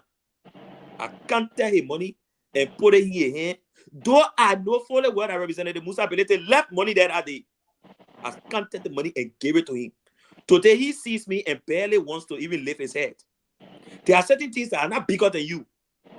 And like Grace put it rightly, I mean, even if the guy is talking about 6,000 should be changed. Yeah, but the office did not deny from it, being though. representative to senator to even vice president. It's changed. It's something that the vice president can wake up tomorrow morning and clear. For this guy to have been parading from one radio station to the other radio station to the other radio station since 2016. Ben said that there are certain things that reveal us. At some instances, you got to play the big role. And like everybody's doing, I will even call on the the vice president, to kindly put everything aside and take care of the brother. Put everything aside and take care of the brother. I don't think that would take anything from him. He's the biggest. Okay, that's your statement. That's your comment. Let's go to Calabo. Yes, that's my comment. And he's the and then I'll comment. And I hope he can do that. Thank you very much. I wanted to put it across, but thank you. But Toga, how you looking at Gosija going in and all of that? Yeah, you know, tonight my computer business on the phone. All right, so be on your phone too. Thank you guys. Fascinating discussion. Before I ask my two questions, I just want to go back on this. Kevin, we don't have time. Why don't you ask your question and then we'll move on? We gotta let the guy go. What about my statement? Yeah, but they didn't ask question, so you can either make a statement or ask. The case is kind of solved already, though. That's what I was about to say. So, but Grace, in a way, it's not solved because the vice president office is in $2,000. Mike is saying $6,250. So there is a difference there, a big difference, you know. So it's not entirely solved.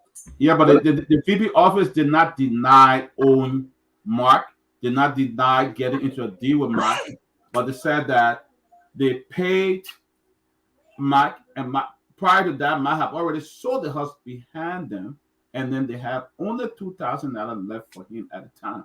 So My house, From that my house, he can sell it. my house, he can choose whatever he wants to do with it. That's not your house. I'm not sure the doctors were renting them when Mike sold the house. You know, I mean, when he sold the house, I believe, from what I got from him, it was So Calebo, you can actually get that clarity if you were just to pose the question to Mark. To sell it. So nobody was living there, you know. So I want Mike to clarify before I ask my question. Mike can clarify. No, ask your question. Go ahead, ask your question. Okay, so Mike, And Mike can respond to everything pretty much. yeah, I know. You said a couple of things. I pick a few things. Some of the questions people have asked. There was this Radio Gompa, Voice of Gompa rather, that you and now Vice President Kun appear on. There was something that you said that he made sure that recording was deleted. But what I want to know is, has there been any reach out by this particular journalist to you since that episode, admitting his guilt and regret for why he deleted it? Oh, this particular journalist, he's my schoolmate. He's called Riddick Gwambe. He's I think, manager or something for Voice of Gompa. I reached out to him, paid him $150. I got a same wave something here. So he hosted me on the show and later on brought the vice president in to clarify. So the vice president made a lot of error and indicted himself into that podcast. So when we left, he went back and paid the guy to delete the podcast because he was so much embarrassed with everything he said. So now this guy went and deleted it, and I went back to him really, and I constantly asked him, I said, "You've been my friend. We've been in school together. We went to school together. We came out. So for you treating me the way you treated me by deleting the podcast, it was very wrong. You can't be a journalist and then take side like that." But Rick make me to understand that the vice president, in recent time after the election and after the vice president had been inaugurated everything, position that he promised Riddick Gwambe in his office, he did not give it to him. Really had to come back to me. I got it. I got a text here apologizing to me for the way he treated me, deleting the podcast and all the kind of things. And he reached out to me with that. I got a text here to him, and I told him he still never got a job. No. Yeah, that's Jeremiah 101. So I got one more question that I want to push on this. Assuming now the vice president has admitted his guilt, I hope you're going to interest that money, because that money.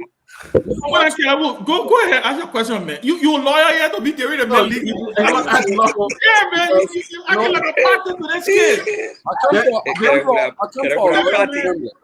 You tell me about the man have an interest, what to do? So, I mean, the BB office did not deny. Even your partner, Grace,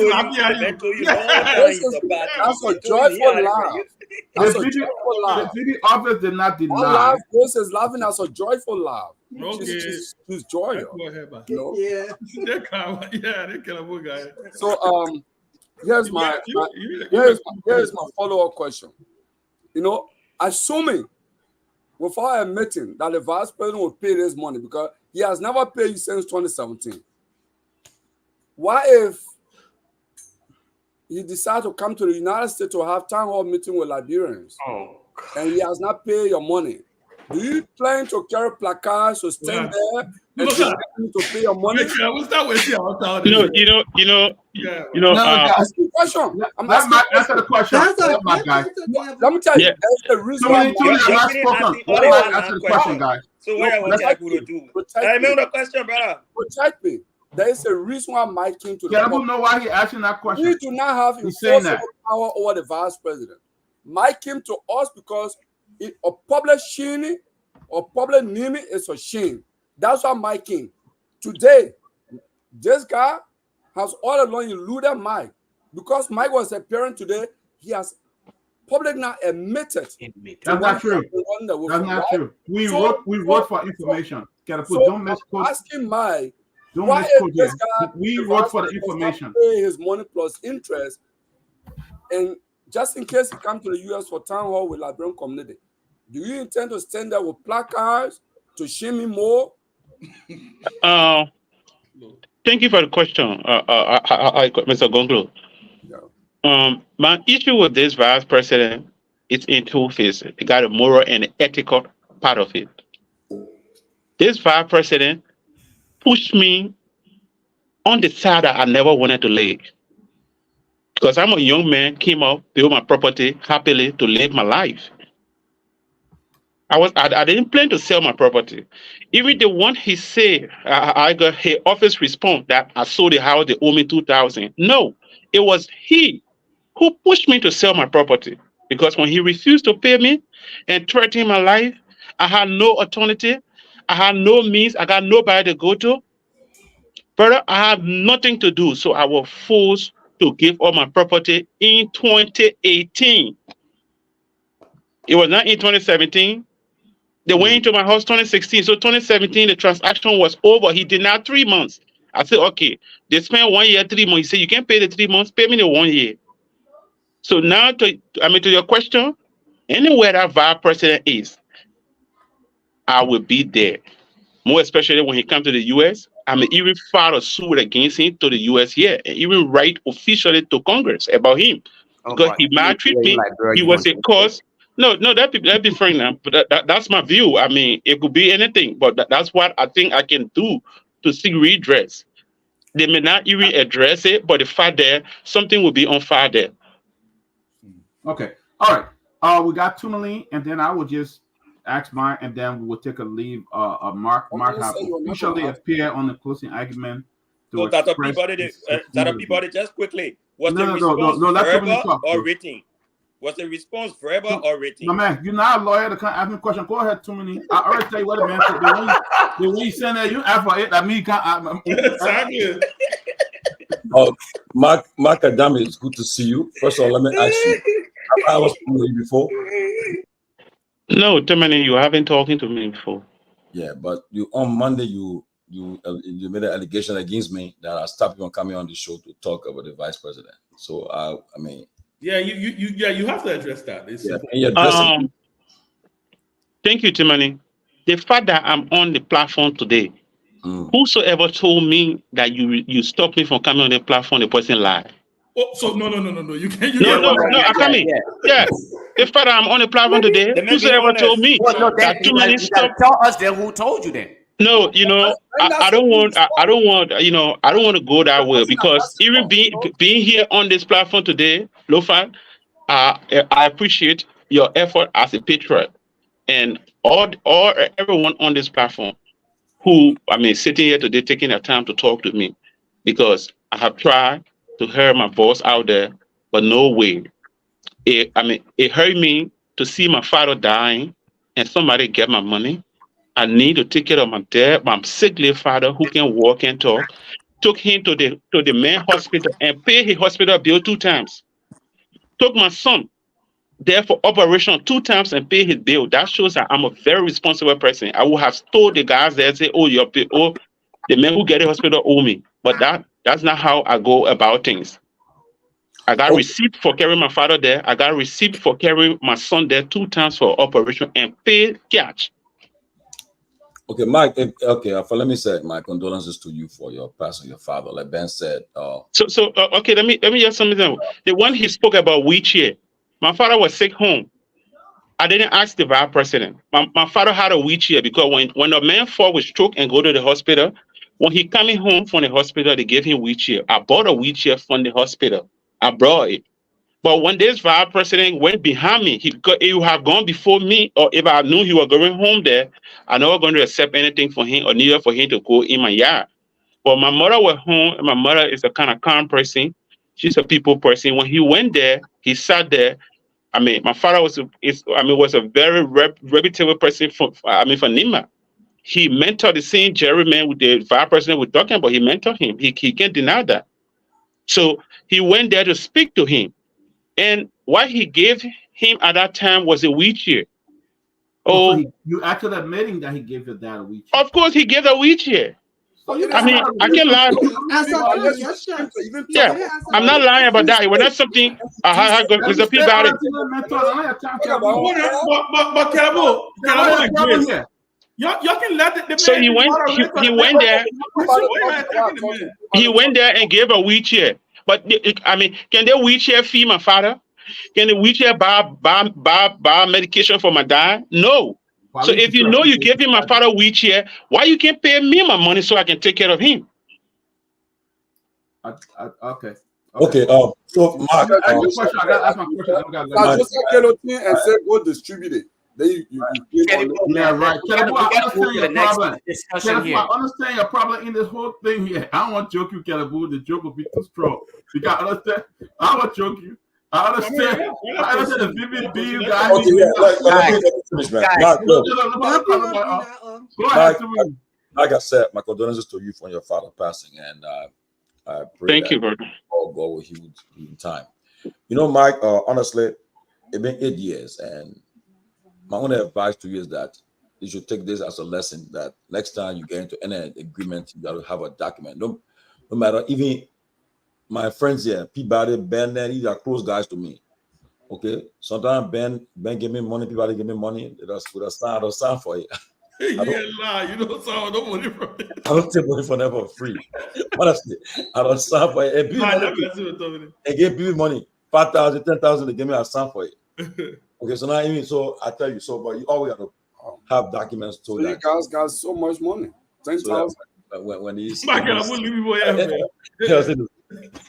so that in the future you won't experience this. But again, like Peabody said, the vice president said that you had an agreement with your billing, your doctor, with the doctors and so forth. It's left. I mean, right now we know 8 years. I don't know why you are going to court. Even if you say, okay, the matter is in court, let the court system play out. Let it say, oh, the court will compromise or influence. Let them say. But at least you have something to say, yeah, the matter is in court. But you have not taken this, nothing to court, no documentation. And honestly, I know the vice president, $6,000. Honestly, I think that's something he could pay. But again, it's all is his side of the story and your side of the story. With me, your side of the story and so forth. But it's all conscious now. If he actually did promise you that money or so forth, I mean, yeah, I'm sure according to the dictate of his conscience, I'm sure he will be able to, especially on this show, if they admitted that they hide this money and everything's happening. But I know you have been going from station to station, even on Spoon. The issue came about. The vice president addressed the issue when on Spoon and all. This issue came about. When he went to Spoon, I think we questioned him about the same thing, and the issue was addressed there. Okay, and then but since 8 years, it's been going around, and you've been going from station to station. Like Ben said, what you hope to achieve now? So in front of the public now, what you really want to get out of this whole thing right now? I want the vice president to learn how to respect people who he served. That he learn how to respect people he served. That he live by his word. The way he treated me in the past, when I think about it, today my dad was laid to rest with all me seeing his body, because I couldn't go to Liberia with the fear of him. That's the first thing. The second thing is he owed me $6,250. He should be able to pay that to me. That's my labor. That's my sweat. Thirdly, he and myself have argued behind the scene on phone call, and he tell me when he paid that money, that means he got stick before him. And I told him, you will pay. If you doesn't pay, then I got stick before me. There is no reason I will come here and lie on this vice president. No reason. No reason I will lie on him. He knows he owed me $6,250. He knows he gave me $1,000. Even on the Voice of Gumpa, where he had to pay the guy to delete the podcast, he denied the $1,000 he gave me. He denied the $1,000. So he was embarrassed with the whole thing, the way he went about it. He was forced to pay the guy to delete the podcast. I'm not here to lie on him. What I want to achieve is, I don't want to go further with what all he did to me in the past. I want him to pay my $6,250. Yeah, we lay the thing to rest. I agree. It's been 6 years. It's been 8 years. But it's been on my mind. I sleep and wake up with it. I'm hurt. Okay. Thank you. Let me. But Okay. now There's more than 2 questions now. Thank you. you've Yeah, let been, me come in my part of the question, then we call it a day. let me finish. It's a You- vice you've been president making. and made money. Let me finish. You've been but Mark at the same time too. You've been making a lot of allegations. You talk about in your sleep, your hands are getting swollen, all this stuff there, making issue about witchcraft and all this stuff with no evidence you can show this thing with. I don't think it's the right thing to be doing to really try to come out denigrate someone with all no evidence, because so far you have provided no evidence except the VP where people said that had an agreement. So in the future, I think you should understand what you are trying to do to the sitting vice president is just to denigrate him with all of these things about witchcraft. I think Tomlin is No, Timothy. I got Timothy. public. They said we shouldn't discuss that yet. You are misleading the audience, Tomlin. Yeah, Timothy. And I was My man, can I put that? Yeah. Rabu, stop Mike is interrupting the man, man. sophisticated And so, with yes, I would say, Yes. so Guys, we have thing is 45 that- minutes for this discussion. Guys, We'll let Peabody to ask his question. 2 questions. We'll allow Peabody to ask Mama, his let me ask question. you a question. Go So that on. we Yeah. can get to the next discussion Okay. point. So I That's it. just want to say, it's down with the vice president with his conscience to say, well, I owe this man money. All the details of his conscience, he will pay you. Well, the If mayor you has don't- admitted. He said, love with conscience. But people said they had an agreement and everything. So we left with that. So right now, I just want to say that all I can say, I'm happy that you admitted that. I don't part of playing you not coming. This thing I've been going for 8 years, and I wish you all the best. And I pray the vice president is watching, and maybe after this show, if this maybe he'll try to bring it to an end. But from there, I just want to say. It's You know what I was a saying? Yeah, 1 minute. Go ahead, Mark. There will be no, Yeah. there will be no response. Yeah, to Tim- that. Mark, no. Let Peabody ask his Mark- question. We Mark, got Mark, another no. section of the program to go. Peabody, please go ahead. Mark the get. Yeah, let me just, Timothy. I mean, I know from where you're speaking from that, it discussing him, allowing on him for witchcraft, for all the other things. But I'm telling you, this vice president myself, we No. threaten each other. I didn't Okay. deny that.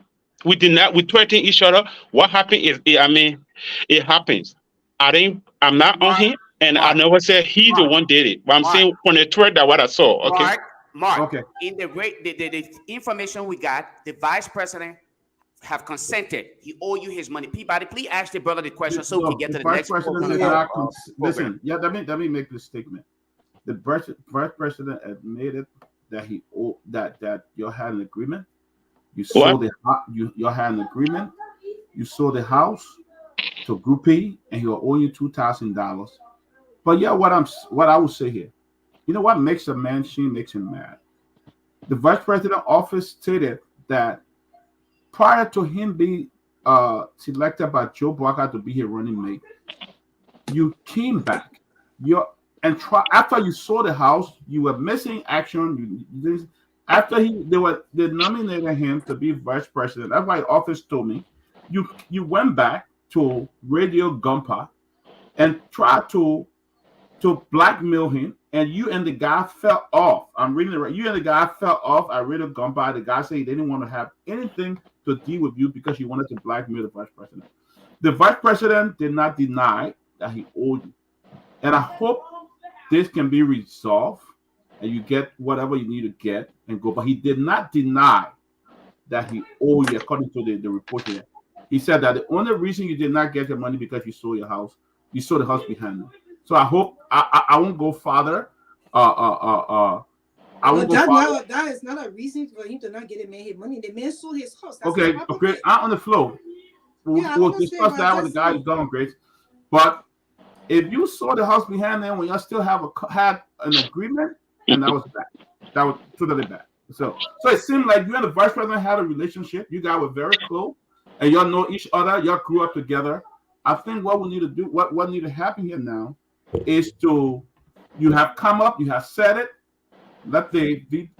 We will reach back to the office and see what they plan to give you the money. But according to the office, they say they only owe you $2,000 and I think $200 something.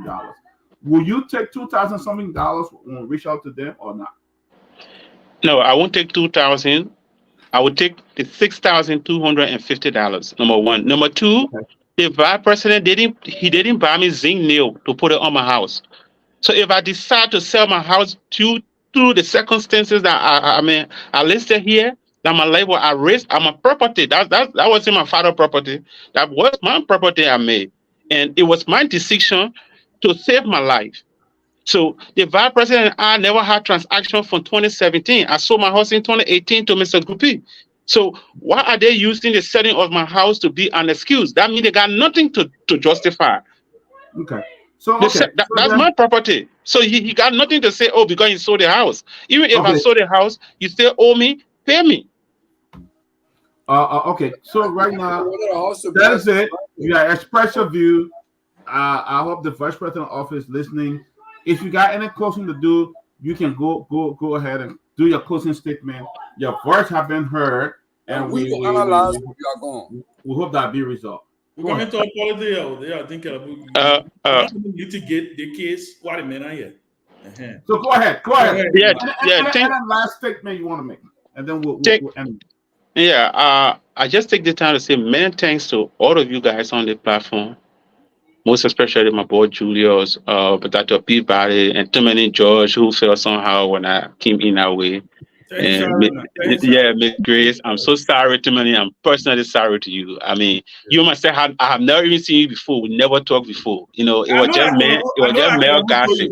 We know that you, so it's okay. It was male gossip. I haven't even talking to Kebu before behind the thing either. I haven't spoken to him. Mark, I know. I thank you guys so much for the time, and I just leave the vice president with this word that I'm his brother. If he's waiting for us to have it resolved, I'm waiting for my $6,250. And the third that he been threatening me, that he make it clear to you guys that he got nothing to do with my life, because due to that, I haven't been able to go in country. Because that's something serious. We're just seeing it here on the surface, but I know how he been handling it all with me behind the scene, and the kind of threatening things. So when he paid my $6,250, I will get nothing personally against him. Maybe Calabu brother can represent you. They won't come up with represent you. Thank you, Mark. Yeah, thank you so much. Okay. Thank you. Thank you, Mark. Okay. For this show, you will get some result from all. Thank you. Thank you so much. Thank you. Vice President is following. Thank you. Okay. Thank you. All right, guys. Too many Josh. Take over the show. That's it. Let's go. Wait. I was saying you want to do analysis. Yeah. Well, no. We have had it. It's necessary to do analysis there. It's nothing to go on analysis who right, who wrong. You can see clearly that people have a reason. Right. The reason I was giving whether the office of the VP documented what they sent you, because it's also important for our record. They seem to talk about the disclaimer thing. They should not be sending you. The one you send there, the document. I got the whole thing. I got it. But here's my thing, right? Here's my thing, Toga. Please share it in the chat room so we can see the response. So Toga, here's my point, right? Toga, when you say Toga, here's my point, right? The vice president cannot be giving verbal reporter. Toga, here's my point. This has been a continuous process. You can get in trouble for verbal reports. They should not be giving you verbal response. In Liberia, right? The vice president is giving you written response. What is not documented did not happen. Tomorrow, and they will say what is not documented did not happen. God, like too many take over. Let's go into politics. We're not having no. So first of all, I think Ben said it earlier. Today, something happened today in Liberia. Two things. One of the important things was this: the commissioning of the ombudsman. And that was an important thing, because all the things, but when we talk about declaring your asset or filing a code of conduct, there'll be nobody there to referee the situation, to put people in check for it. So people take advantage of it. They continue to do the same thing. Like today, like Ben said earlier, you have the Unity Party chairman. He's chairman of MPA. His secretary general is MD for LPRC. And according to the code of conduct, that shouldn't be the case. So now with Councillor Finlay Kanga in office, he and his group, our own friend from our platform, Lami Bagbo, they are all part of that commission. I'm happy. These are guys with integrity. I respect most of them, especially the guys that they made chairman and the other guy. They will do a good job. So now we want to see whether Chairman Tabe will resign and the MD from the LPRC will resign because they need to resign because they are violating in violation right now, and so forth. And there are other people too. So I hope they will enforce it with the letter of the law. We should at least talk about it a little bit. And then today, the American ambassador, Mark Turner, now he presented a letter of credence today to the president. He's now the ambassador extraordinary, plenipotentiary, accredited to Liberia. Yeah, that means he comes with full authority and power to act as President Biden's representative in Liberia. When you hear they say plenipotentiary extraordinary, that means he comes with full power and authority. I think Pee Wee, the diplomat among us, he can talk about that when they say extraordinary plenipotentiary. He has been accredited. He gave a letter of credence today. So that America is now fully representing Liberia. Good stop it, man. It's in Liberia. But so look, let's talk a few minutes on these two things, on the ombudsman being commissioned today, and then the ambassador. And then from there, we'll talk about the issue about this corruption like we keep hearing coming up. Now, a corruption thing is our strength have led to the former government and the present government people that are all involved. So we know what President Boga will really do the right thing to say, well, let us look at the audits from earlier administration and now only we are administration. Because right now, as we will see things, for the fact that you're only going after the we are administration, people feel that you are cherry picking. Because there are people in the government now who are part of this government, in the Senate, in the House, who are, if you go after the other reports, you'll find them running because they are involved. So we just pray and hope that we can discuss it for the next few minutes we got, and then we can see where we move from there. So the first open, Ben, you can start with that issue with the ombudsman being commissioned today, and then the American ambassador. What is the significance for these two things that happened today? I'm going to be short on this. Significant milestone today with the office of the ombudsman. I've always said that we could not, everybody complain and talk about this code of conduct, but the code of conduct cannot be enforced in abstract. The law clearly says that you need a referee. You need someone to be able to enforce the code. It is my hope that with the president signing the code today and commissioning the ombudsman office, that they will now do their job. They will get the support they need from the central government, and they will now be able to do their job to be able to enforce the code, because the code also comes with penalties. The statute and everything, the laws comes with penalty for people who violate the code, right?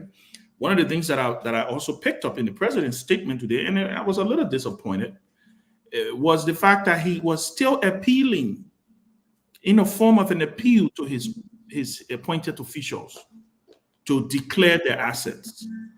The LSCC published, I believe, a list or a report that now all of the people who should have declared their assets had declared their assets. I would have thought that the president would at least bare minimum do a blanket suspension of everybody who have not declared their asset because they're breaking the law. I say fire them, maybe suspend them until they go ahead and do this, and give them a warning that, look, if you don't do this, if you don't do this, you will lose your job. But I still see, when I read the president's statement, it kind of like he was almost like appealing to them, right? Y'all don't forget to go and declare your assets when the deadline had already passed. For me, that's not leadership. The second thing is, I saw him sign the code of conduct, like I stated earlier, when he and his officials, because the buck stops with him. So while they're disrespecting the code, while they're disobeying the code and not obeying the code, it falls on him. It means he's condoning it. So he too is condoning the breaking of the law. But like I said, with Liberia, what I can say, when we take baby steps, we got to be thankful for the baby steps that we take. That's just the country we live in. We sometimes settle for mediocrity, and we accept the mediocrity. On the issue of the U.S. ambassador, so Turner has been coming. I think the delay was his confirmation. Once his confirmation was done and his commissioning was done, he's back in the country. I don't see anything extra about this. The reason is because we've had several U.S. ambassadors come to Liberia.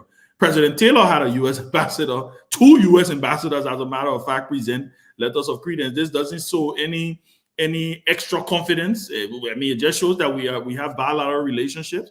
There was a charge d'affaires.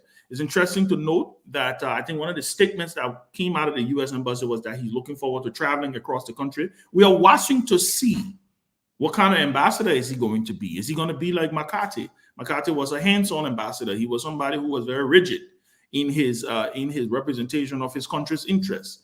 We already know that like U.S. ambassadors in Liberia wield significant influence and power, not because they are supposed to be super ambassadors, but because of the relationships we have and because our government lean heavily on the United States. So we look forward to seeing what kind of Ambassador Turner will be, and we continue to watch what the executive will do.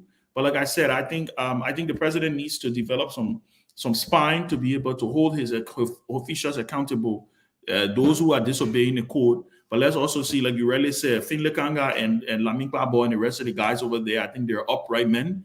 And I think, and we'll wait to see how they will go ahead and carry out the function. But those are my thoughts. Pee-wee?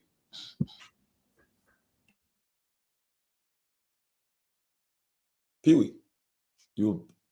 Yeah, thank you. The Ombudsman office is a very great office. We that understand public governance and we that studied public governance do understand the deep process about the office of the Ombudsman. And then again, it's key that the president did that today. It's important that he commissioned the office today and to allow the Ombudsman and the Court of Officers to move to get the job done. Let me say thank you, Mr. President, for that. Let me also call on you, Mr. President, to call on 2 of your major partisans that are also serving your government as managing director of the Liberia Petroleum Refining Company, and the Secretary General of the ruling establishment, and the chairman of the party, at the same time, chairman of the board of directors of the Free Port of Monrovia, the National Port Authority. So it's important that they also follow up the process about respecting the code of conduct. And if the president is not going to take action, let me call on Councilor Finlay Kanga and Lamin Kpabo, also a dear friend and brother, to start the process and move on very quickly. I think it's important that we note here that the process of governance and following the rule of engagement is very important, so that we show the participatory process of democracy and the hallmark of our freedom and the rule of law is important, because the rule of law is a sine qua non to our democratization process. It's important that we uphold that tendency and move along with those things. When it comes to the issue about the new ambassador coming in the country, it's very important and pivotal here. The current foreign minister of our country, Cyril Beto Yanti, is a very great woman, a very intelligent woman, a very competent minister of foreign affairs. And her role she's playing in aligning these processes moving forward. She's a great woman, honestly, on those band, and I would love for a lot of women to copy after her role. I don't disagree. I'm looking at Grace. Yeah, she played a major role in the United Nations. She's a proud Liberian woman that represented us very, very well as an international civil servant, right? That credential she carried, right? She respected and she represented the UN across the region, and I respect her for that. She's not a partisan of mine. No, she's.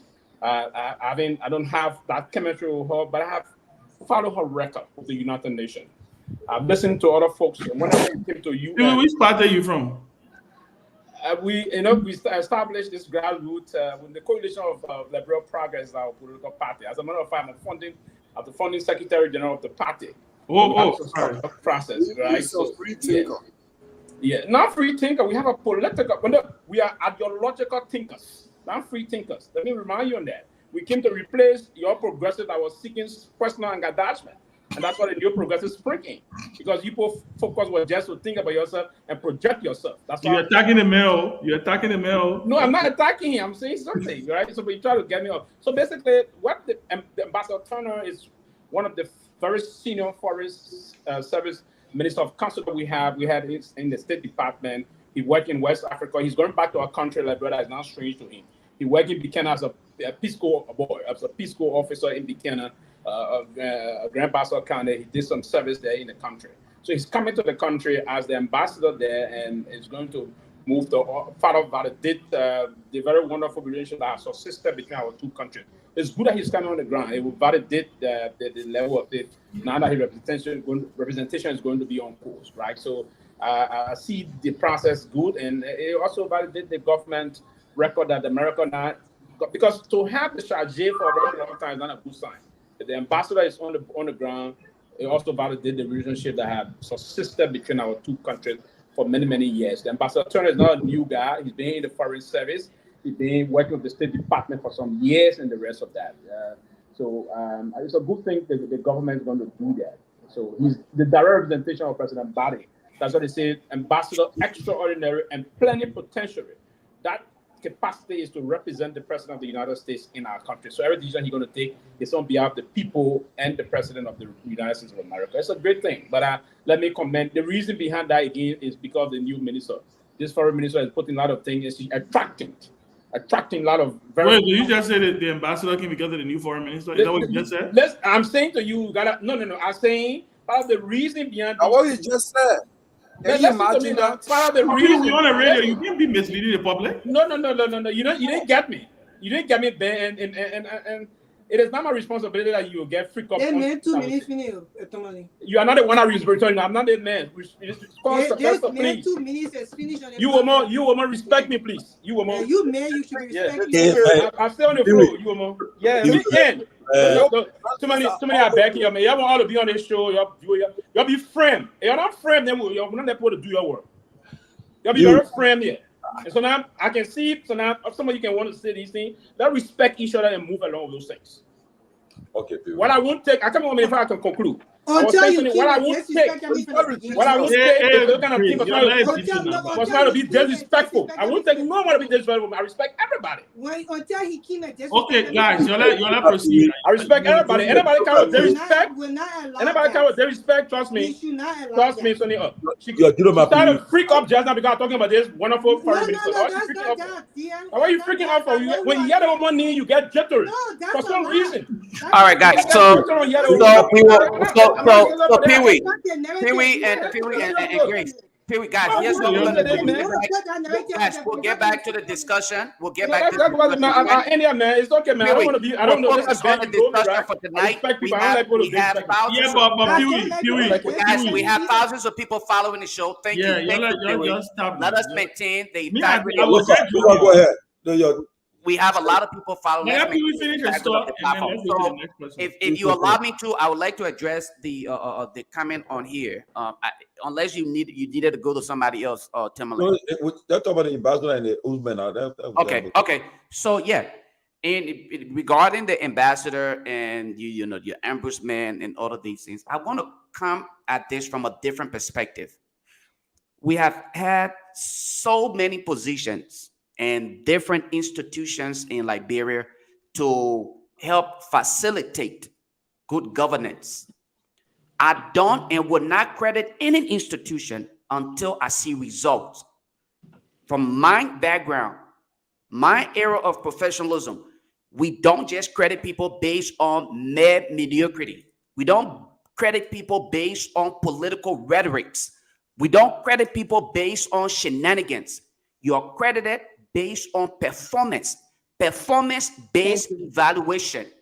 That is how you get credited.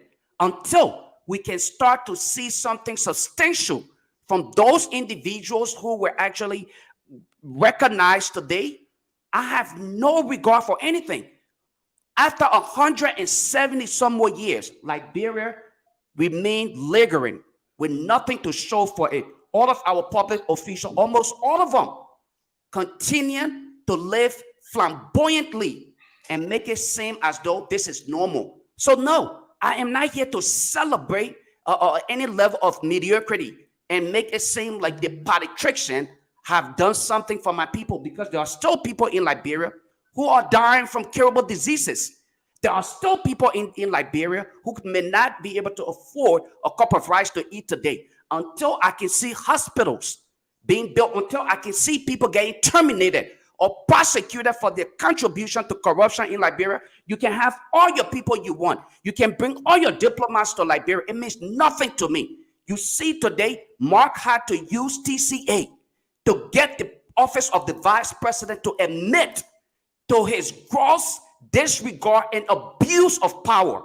It took TCA to do that for a young man who sincerely was seeking justice. So I am not in any way, shape, or form impressed with all of these show off. What I want some level of implementation. I want to see work being done. Let the people see what is happening. Then we will all celebrate. Until then, we will all simply continue to talk about the level of corruption, the level of hypocrisy, and the shield that they continue to shield themselves as corrupt politicians and doing nothing for the people. Thank you. Lova, drink more water now. Go drink more water. Kelabo, Grace already covered. No, I did not speak yet. Go ahead, Grace. Yeah, so what I want to say is that when we came here and we made a disclaimer on Mark, we had to make a disclaimer on the president, the vice president letter from his office, because all of us on this platform don't represent people in Liberia. I don't represent anybody. I represent the Liberian people and the country.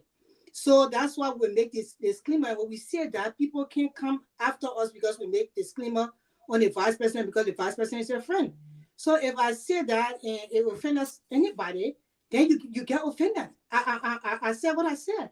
And if you want to pivot and make it seem that the foreign affairs, the minister of foreign affairs has something against somebody that I don't know nothing about, never met in my life, but just saying the right thing to the Liberian people, that people who present fake credentials to the country should not be in such a position, then you can say like what you want to say, because I know most time people will pin things on people because they want to divert from what is actually the problem.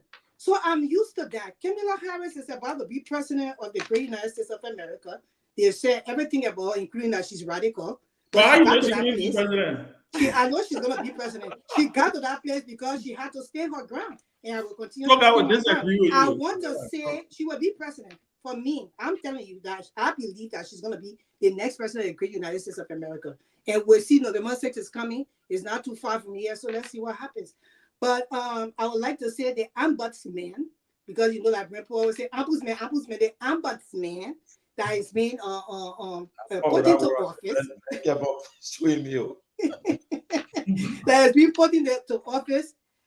We pray that he be very independent, because the ombudsman position is supposed to be independent from government office responsibility, that he will hold people accountable in the public space that will be doing things in this government agency that's not right. He's not going to be biased. So we're looking forward to see what he has to do. Then I will come back and say that the audit, because one of you answered the audit question Tomalin asked, that audit should typically cover a specific term. So people who seen that the audit should go back all the way to Ellen Johnson's government for the last 12 years, I understand what they're saying, but Joseph Parker, President Parker don't have to do that, because it's supposed to go over a certain term. We actually have done that. So if the president said, you know what, I will start from here, which is the end of your term, to go forward, and maybe because I'm going forward, somebody push the whole rope and rope will whole push for the 12-year Ellen Johnson government, then that would be the case. But you cannot hold the president responsible right now for not going back another 12 years before he comes to the last 6 years. He's not responsible to do that.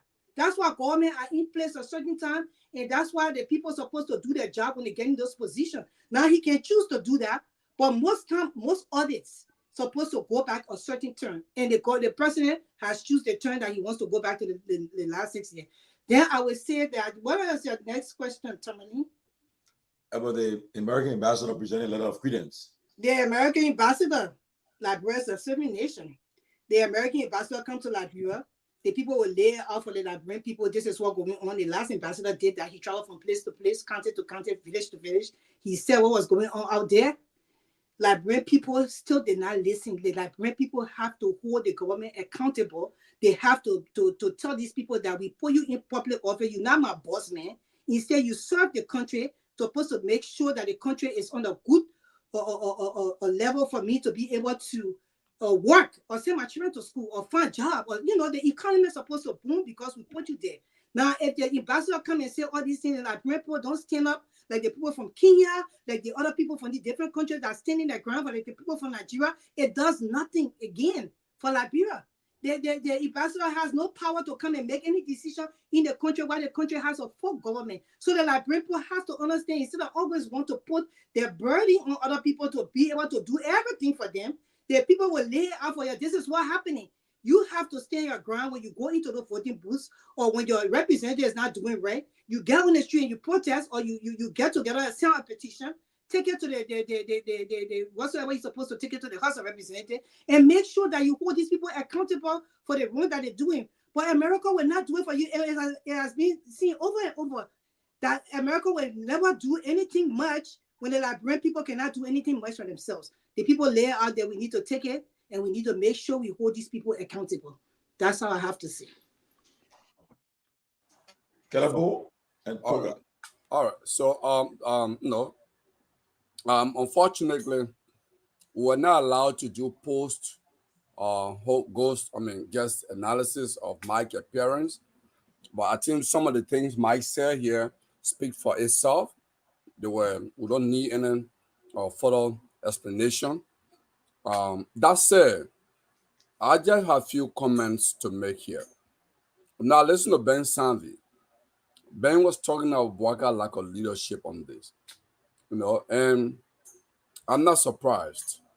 But what has actually surprised me is the consistency of President Bouaka lack of leadership. When I look at the president's actions and inactions, I'm reminded of Michelle Obama when she said the presidency does not change you. It revealed just who we are.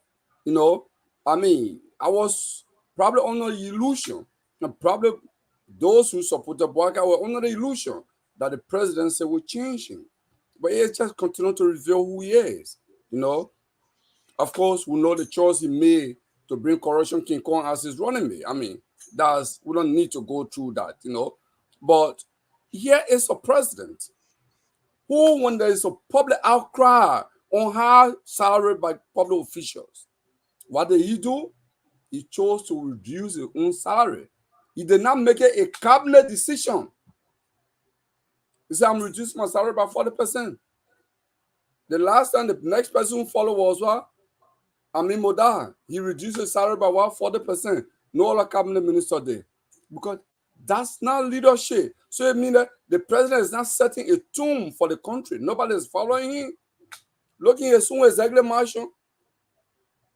I don't know whether Mamaka Ability or Grace Bay or Samuel Kofi Woods or who the other Cooper, what her name? I keep missing this woman's name. This famous Madara Cooper. I'm not friend of Mado, so maybe that's why I keep forgetting her name. So those are the people who hear that name. Look at the chaos in the mansion. That chaos. You listen to Spoon? Spoon reveals the chaos in the mansion every day. And that's not leadership. President Bouaka, please take... because they closed Spoon. They closed the CEO of Spoon. Well, you're lying. So take on the leadership of the country. Demonstrate it. The next budget you submit for 2025, President Bouaka, please reduce even the legislature salary. Make it. If they want to increase it, say, I will not sign that budget. Going every 73 districts throughout the country, campaign. Tell the people that your people want to take more money from you and put it onto their salary. Don't do it. Make sure the no cabinet minister will make more than $5,000. Who does not want it, they can leave, because the public place, the public service is a place to serve. It's not a place to enrich themselves. Even though your vice president has made more than $30 million just by serving in the House of Representatives, as evidenced by his asset declaration. Someone who declared in 2011 that he had only $5,000 in his account, his asset declaration now reflect that he has made more than $30 million only in public service. The other issue which I think the president is not showing leadership on is, like today's event, where he's begging the cabinet ministers to abide by the code of conduct. That's not leadership. Mr. President, even though you yourself you are in violation of the code of conduct, you declare your asset late, which is in violation of the asset before taking office. You declare so many days after taking office, you and your vice president. Then all the other cabinet ministers are not even declaring. They are in violation. Mr. President, fire them. They don't have a choice. You can beg them. If you do that, you are not leading the country. You are leading the country in the wrong direction. Okay? On the ombudsman, I'm not going to follow what Grace said. You pronounce it the right way. Ombudsman. Ombudsman, right? Yeah. Ombudsman. They're just different pronunciation. I'm not thinking it's wrong. Okay. Grace said ombudsman. So we'll go with it. On that, if you read the art, there's so much still need to be done. You know, Ellen Johnson Sally she's a very crafty lady. She put most of these art together just to gain international attention, but she didn't intend for it to work. If you read the art, the authority of the ombudsman, if you read, you see that they don't have much authority. You know, they can investigate, they can share their investigation to AICC, with the judiciary, with other branches of government, and they still look up to the different branches of government to even come up with regulations. You know, so it's there because the judge just have two articles written on the section that deals with them. So they have a lot to do there, you know. So I just hope the guys out there, they are great. I mean, I have respect for them. Lamin Kagwa, I can speak for him. I can vouch for him. A strong guy when it comes to ethics and his principle. He's very good. Same with Kanga. I don't know Kanga. I haven't met him, but people have spoken a lot of him. I believe he's good. So I would say that. But let's go back to this other issue. If this have been the limit, statute of limitation, whatever. On this show, when Representative Guy appeared here, he was very clear. Because the GSE procedure is a special procedure. When they conduct audit, it's still a working document by the law, by the letters of the law. It's not final. When GSE conduct audit, the executive cannot act on it. It firstly has to go to the legislature.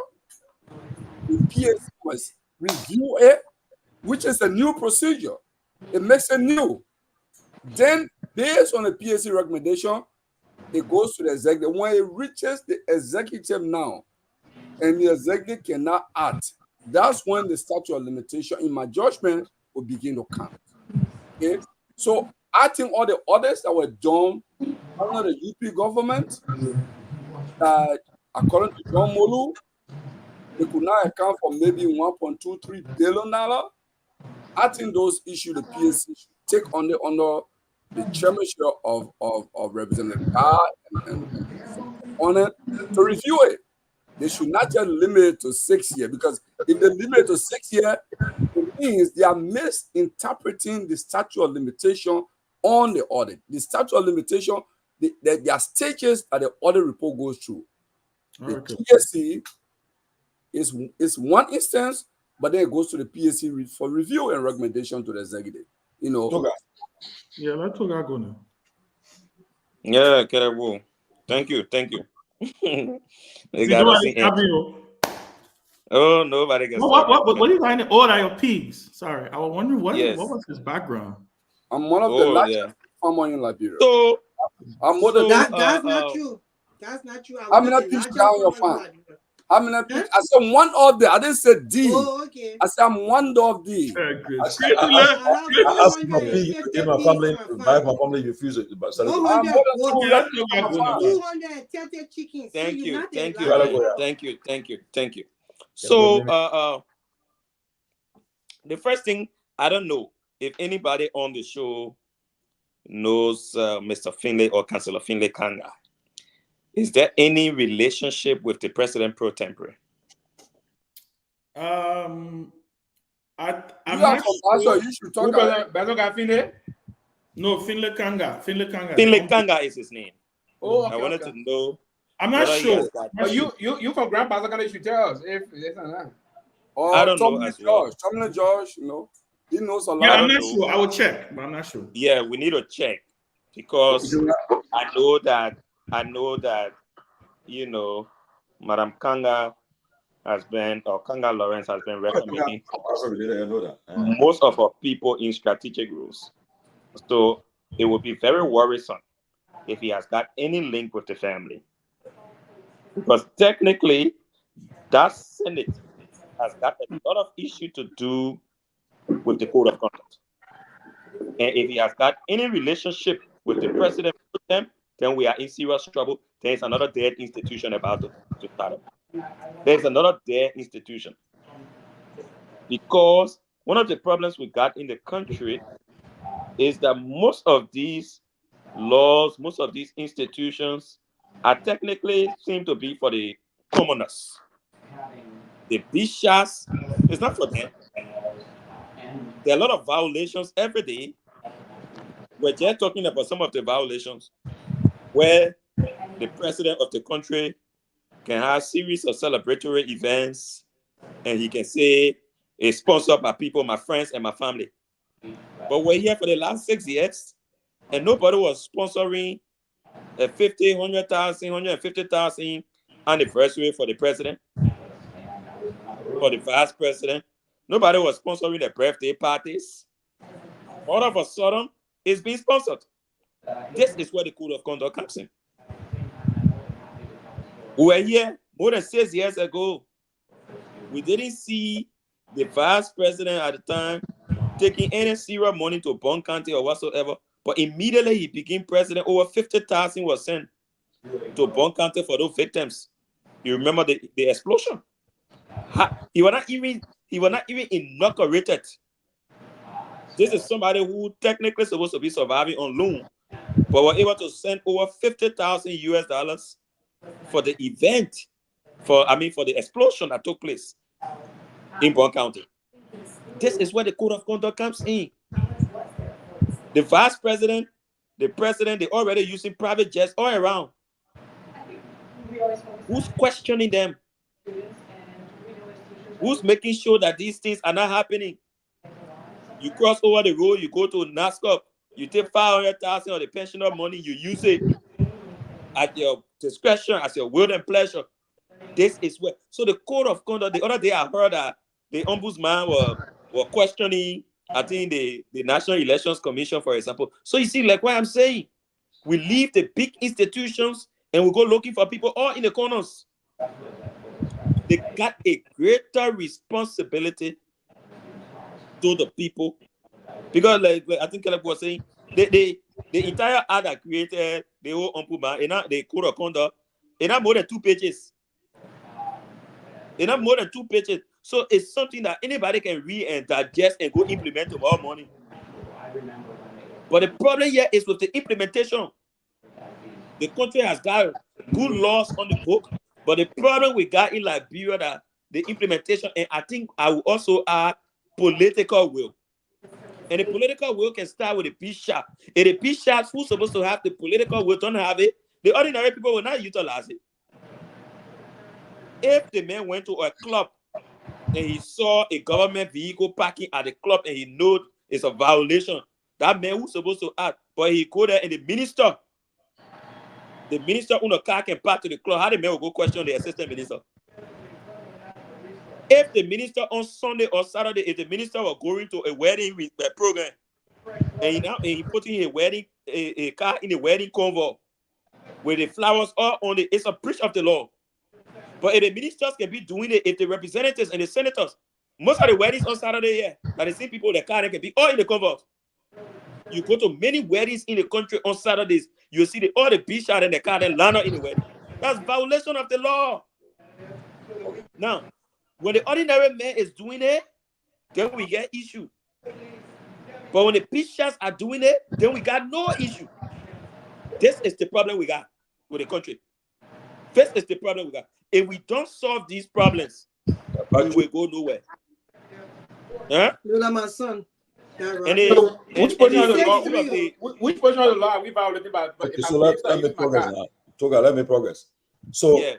now, My man, in the code of conduct. I will come back to Which put out the law? let me Which put out the my law? man, can I go What's talk the for man? about 10 Which put minutes out here? the law? Let me finish my thought. Let me finish my thought. Let me finish my thought. You're talking about we law. Go look at the law is there. You used to use your car to wedding when you were minister. Now why you talking here for? You see the You use wedding your car? picture? Eh? They make you carry a car to for wedding. wedding when you're a Not minister? but then, Yes. it's not an issue of me coming say things in the place. I got 4 cars in the bureau. I'm hey, never you see, man, you have the Oh. progress, huh? Pee-wee, Oh, Pee-wee, Progress. Pee-wee, Toga That's is so the- that he I'm knows. talking about He the knows. one the government Right. gave. Yeah.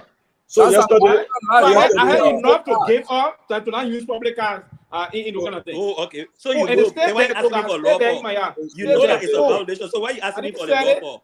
Come so again. yesterday, It's not a violation. You know that it is wrong. So why are It's you not. asking me for It's the not. law? It's not a violation. so yesterday the president It is. you You using government car to wedding, to program, and to funeral services. It's wrong. Also, when I bereaved, for To instance, clubs. when someone is bereaved, you can use a car to. So you guys, so you guys are not going to respect. You guys are not going to respect the moderator today. If you know you're not wrong, Toga. then that's what we'll be talking about. You get No, four but- cars. but- You but- should know but- which but one to Pee-wee, use when and So, where. How much Toga, did I guys, get? are we not going to respect the moderator? So yesterday the Pee-wee. president, I But don't I'm even know you seeing can the respect moderator moderator when you ready hijacking again. The yesterday the moderator is president hijacking dismissed, me. Eh? yesterday the president The dismissed moderator cabinet hijacking me. And I even come to America. Okay, you can't soon realize. Yesterday the president dismissed the education minister James Ama Masakwe. I know him very well. That's my Methodist brother. I think Kelabo know him. I'm sure he know him. What is this name for? Okay, you know I agree. I don't know him. Truthfully, I don't know him. Well, I agree. Yeah. I actually Yes, try sir. to read about him because I want to dig deeper to know Yesterday, why. President Bouaga, he dismissed with immediate effect Mr. James Ama Masakwe from his position as Deputy Minister of Education, and for administrative reasons. Okay, as a president, people have been critical of it, but again, we try to get to Ama Masakwe to find out where his wife responded about his dismissal. But again, the Constitution gave the president the right to. I was about Of to course, say. I will. That's So that is your pleasure. For me, there's no issue. No issue there, man. Why you going? The president is already. It's I want So I to want see bed to, today. yeah. So he was dismissed yesterday. President fired. Testimony, you said his wife came and spoke about it. Yeah, she said that she was the president. She said her husband did nothing wrong to be fired. But again, I mean, and I thought it's all right to speak, but at the same time, the president has the the right. releasing says he did anything wrong. Yeah, I Yes. think it was Rashi said that also to defend him actually, but the president is right. But the president has the right to fire you. And So this is I wrote something on that, okay, on my page. there's and nothing this to is write where with, my- man. It's not right. Yeah, The man and is fired no, by- But my disappointment about the issue. First of all, this guy I think has been working at the same ministry since Ellen's time. yeah. Wow. Since Ellen's time. it's an But that's institution. not an issue. That's institutional knowledge. Hey, But- brother. No, Why nothing you wrong give with me that chance too, to air my guy. own view here now? Go ahead, You bro. let a man speak now. You let Toga. Exactly, G. Since Ellen's time. When CDC came, CDC made him assistant minister under the CDC's administration. There was no issue, absolutely. He worked all the 6 years. When Bouaga came, Bouaga made him deputy minister. Now, when they made him deputy minister, then the North started. There were a series of protests on the grounds of the Ministry of Education where workers were now gathering and saying they did not want a man. It happened over and over at the ministry. There were different reasons people gave, but some of the things we gathered was some people in the Unity Party felt that because he worked in the CDC administration, they just did not want him. Mm-hmm. And this is bad. That is wrong. Since February, the man got fully appointed to the job. There have been consistent issues. And we know how the people in the Unity Party, this divisiveness has to end.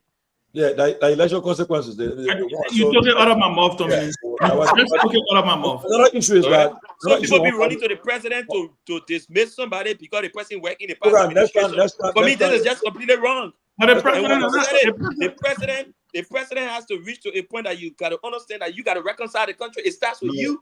the president, listen, for my, It starts with you. So when I just be talking opinion is about that- because the president get the power to dismiss and so forth, he did not want to appoint a man. He should not have appointed a man. He can't appoint a man. Well, Then let's- all of a So you sudden, know the people can say, president "Man, you need to back up." Well, another thing issue I want to discuss before we Pee-wee, yourself will get in trouble with it when they is appoint that No, I want it. I want appointment. I want my brother. And on this, right? I just put your leg.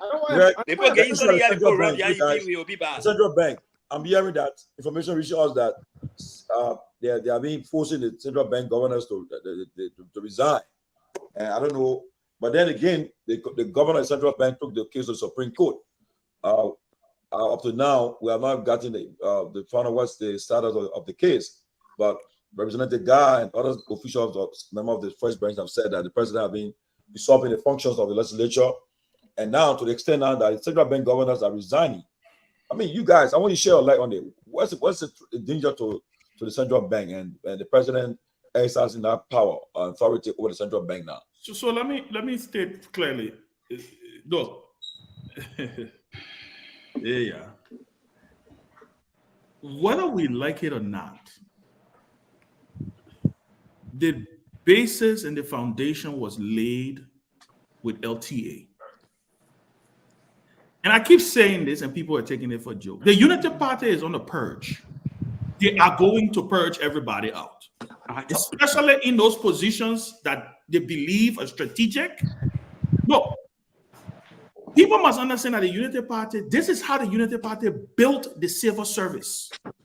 Many people forget to understand that Ellen Johnson Sirleaf administration inherited virtually no civil service, none whatsoever. The country was literally on his belly when she became president. The Unity Party was in power for 12 years. They built the entire civil service. What you see happening today, the moment it happened at LTA, and the people at LTA challenged it and went to the court, and the court said the president was wrong, and the president went back and said, you know what, we suspending you. And when they went back to the court, the same court said, well, no, we can't hear it. And you straight it was finished. It's gone. We must accept the reality that there's a purge going on, and it's not going to stop. Like Tommy said, elections have consequences. I know my friends in the Unity Party, these guys and gals, they know what they're doing. These are strategic positions. They want the people in those positions. So I don't see this stopping.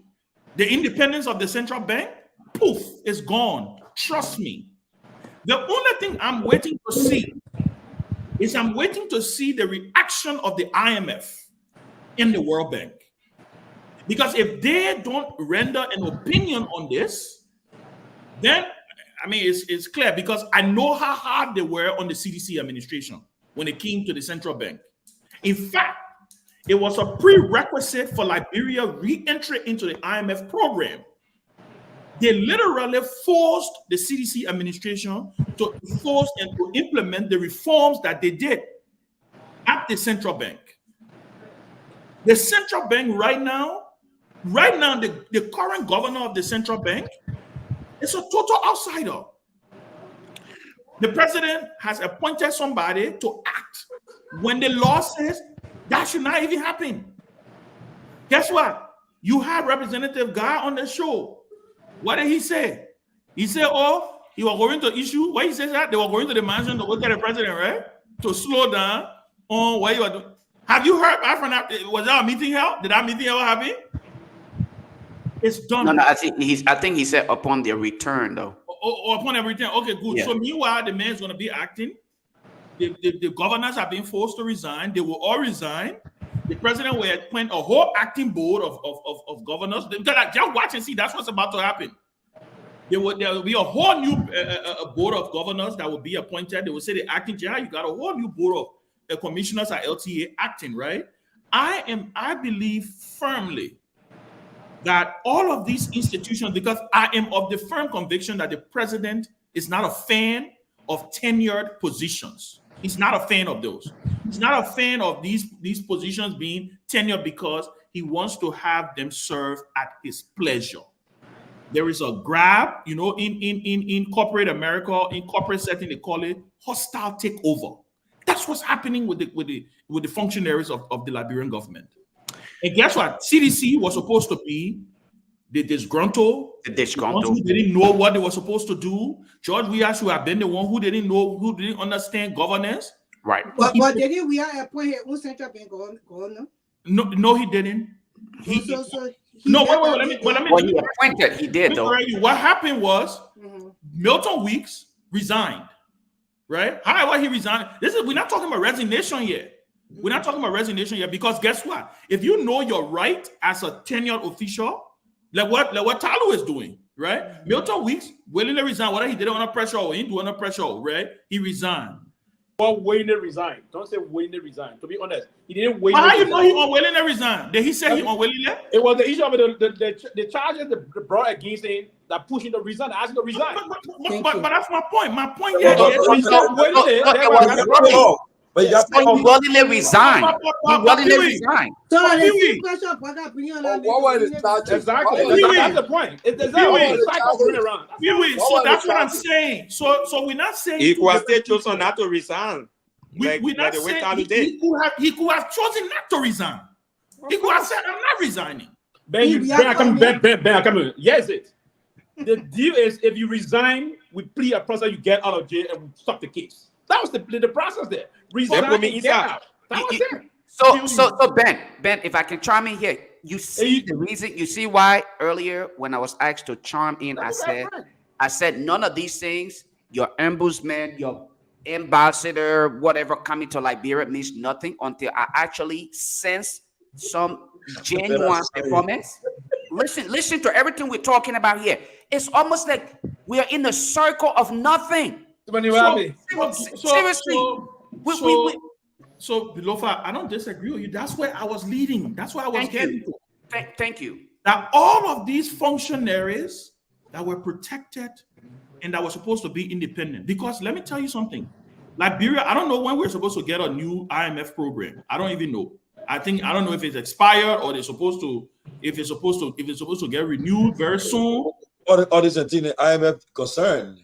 Yeah, no, I don't know if it's supposed to. I don't know the time frame because I know that they renew it after every 6 years or every 5 years or something, right? I'm not sure.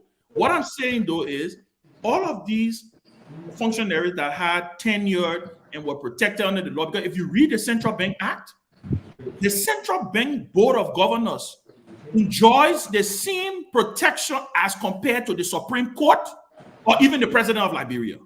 You cannot remove a governor of the central bank except the Senate impeaches them. But if there is an ineffectiveness of the governor, they are sitting there can find a way with nothing about it. But Grace, when you say ineffectiveness, what are you? Who's ineffective here now? Who said? But that's what we have to find out now. But Grace, Ben, let's be honest, Ben. Sometimes you get very tough on Guys, issue, can we Ben. take turns so some of us can contribute? Yeah. Ben, Ben, in some cases, Ben, you get very tough on issue and you come up with a position. Now, the central bank is our strategic institute owned by the government of Liberia, institution that's supposed to carry on our monitoring policy. Yeah. Wherein there's a lot of discrepancy, big money being carried on the counter. Yeah. You expect the president to keep him there and be going through But Huey, you are missing the point. You are missing the law of Liberia does not give that power. Every time I listen to John Malu. So here's my thing, right? That's John Malu. But who talking about John Malu? Guys, let me just give me 5 seconds. I'll end my talk. Then you'll take it. I don't disagree with the fact that the president will keep somebody who corrupt. But guess what? The law is the law. If the president of Liberia don't like, let me give you an example. If GSC audits the Supreme Court today, sure, and they say there's corruption on the Supreme Court, should the president suspend the Chief Justice? He does not. If the Supreme Court is audited and they say a justice of the Supreme Court or the Supreme Court is audited and they say somebody on the Supreme Court bench is corrupt, can the president fire that person? Can the president suspend? No. So that's the same protection the central bank got. Then the Article 3. No, yes, why the president will not fire? Because that's a separate branch of government there. What are you talking about? The executive. Or the central bank is independent. Well, the president has to intervene to save something, Ben. So, Is that a so, hard so, pursuit, Ben? Listen, If they have Pee-wee, somebody Pee-wee, hard pursuit, Pee-wee, so the Pee-wee, law, the so law Pee-wee, is there. we need so to Pee-wee, so Go Pee-wee, ahead, y'all go ahead. guys, let me know? say this, right, Pee-wee. What you're telling our people here tonight is you want okay. to send me or no? Is that how people to maybe low And bar? that's what you're doing, Pee-wee. Right, You no, tell everyone that's what the you're doing. government is trying to work telling with our the government because you want somebody to rob. God, let me just land, please. My Let me pastor just brother land. told I would defend me. Let me just let your brother Professor, he Oh, will yeah. defend you. Now we got 10 more minutes. So 10 more minutes. Let me say this, right? Pee-wee, why are you telling our people here tonight that it's okay to break the law to pretend to make the law work? I don't know what logic that makes to you, but break the law to pretend to make it work? How is that any logical for people who's supposed to be protectors of the law? The man is breaking the law. He could follow every constitutional mandate given him to make this man to resign. Instead, he chose to twist the arm and go around the way that is unconstitutional. And you You hear, don't like the law, change it. right? You And don't you like sit it, there change and it. talk about, because the man was stealing. If he was stealing, why can't we follow the law to make sure that this man is? Why are we repeating what President Weah and other people we claim were incompetent? Half the things they didn't even do. This government is doing it more than you can imagine. This is sad. People, let's be realistic about this. Go ahead. Listen, guys, let me just chime in a little bit on this. You know, the missteps or lack of leadership in this government is just mind-boggling. You know, And people want to defend nothing yet. No, not defending anything. Don't. Yeah. I'm not defending. I'm not Ben defending. talked You on just something. said the president already for moving the man. Ben, Because Ben that's said, all. Ben said something here, and I'm They gonna may go using back. Article 56. I'm gonna go to what Ben said and link it to the central bank issue. If you look at the code of conduct, that act of President Bouaka signing, he was signing the code of conduct yesterday, right? Today, yeah. No, today. The act said if you are a new employee, you should sign. If you fail to sign, it means you have declined the position. Yes. Bouaka has been acting as president, he's just signing the law. How many months later?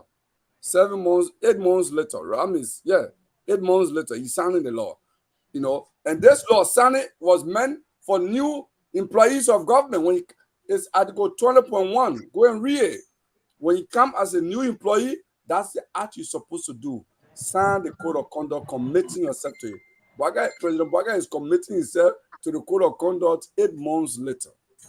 That is the chaos that is in the executive mansion that we're talking about here. I listen to Chaos in the mansion. Major John hell Molu- out. Eh? Chaos in the mansion. Major hell out. Yes, John Molu was very clear. John Molu said that act which you were charging Talu on, or the current Central Bank Board of Governors on, which is what I think letter of transfer is like transacting on the counter. He said that was happening under L.M. Johnson Sirleaf when he was Auditor General. He went to President Sirleaf and told her, listen, this was exactly what you indicted Julie Bryant on, but it's happening under you. John Molu said that.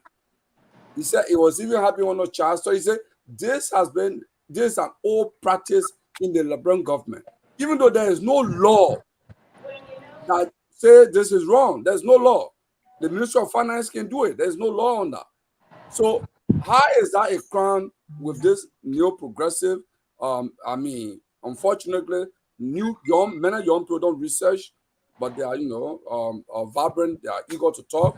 But the man who is credited, who is an expert on public finance in Liberia, on auditing, John Molu, he clarified this. I listened to him and I spoke with him after the show. Yeah, please, let's move on. John Molu. I can come in now tomorrow. Coming. Yeah, so there should be a mechanism in place for just in case the central bank government is ineffective on his job. Is there? So there should be a mechanism. So and then the president needs to follow it because That's it. And he's not following these things. And just what Lofa was saying, this is the same place we came from, and your Senate will do better. And this is to like bring people. If you continue to recycle these people, the CDC, UP, CDC, UP, like bro, will be going nowhere. We'll just be going in circles. And this is the reason why this government cannot start on the right foot, because they got to go back now to go and start, like they paying something back or trying to remove everybody that CDC ever put in place because of this scene back and forth. Liberians 2029, it's time for you to open your eyes though. You don't want a UP party government, neither a CDC party government in taking the lead to Liberia anymore. This is an eye opener for you to start making your decision now. It looks so long, but it's right here for your future and your children's future. Thank you. Grace, Liberia loves hardship. Liberians love hardship. And Chris, just further information, it's there though. There are mechanisms in place because the people are not absolute, they're not gods. There are remedies in place that if a governor or the board is doing something wrong, that's why you go. The legislature has that power.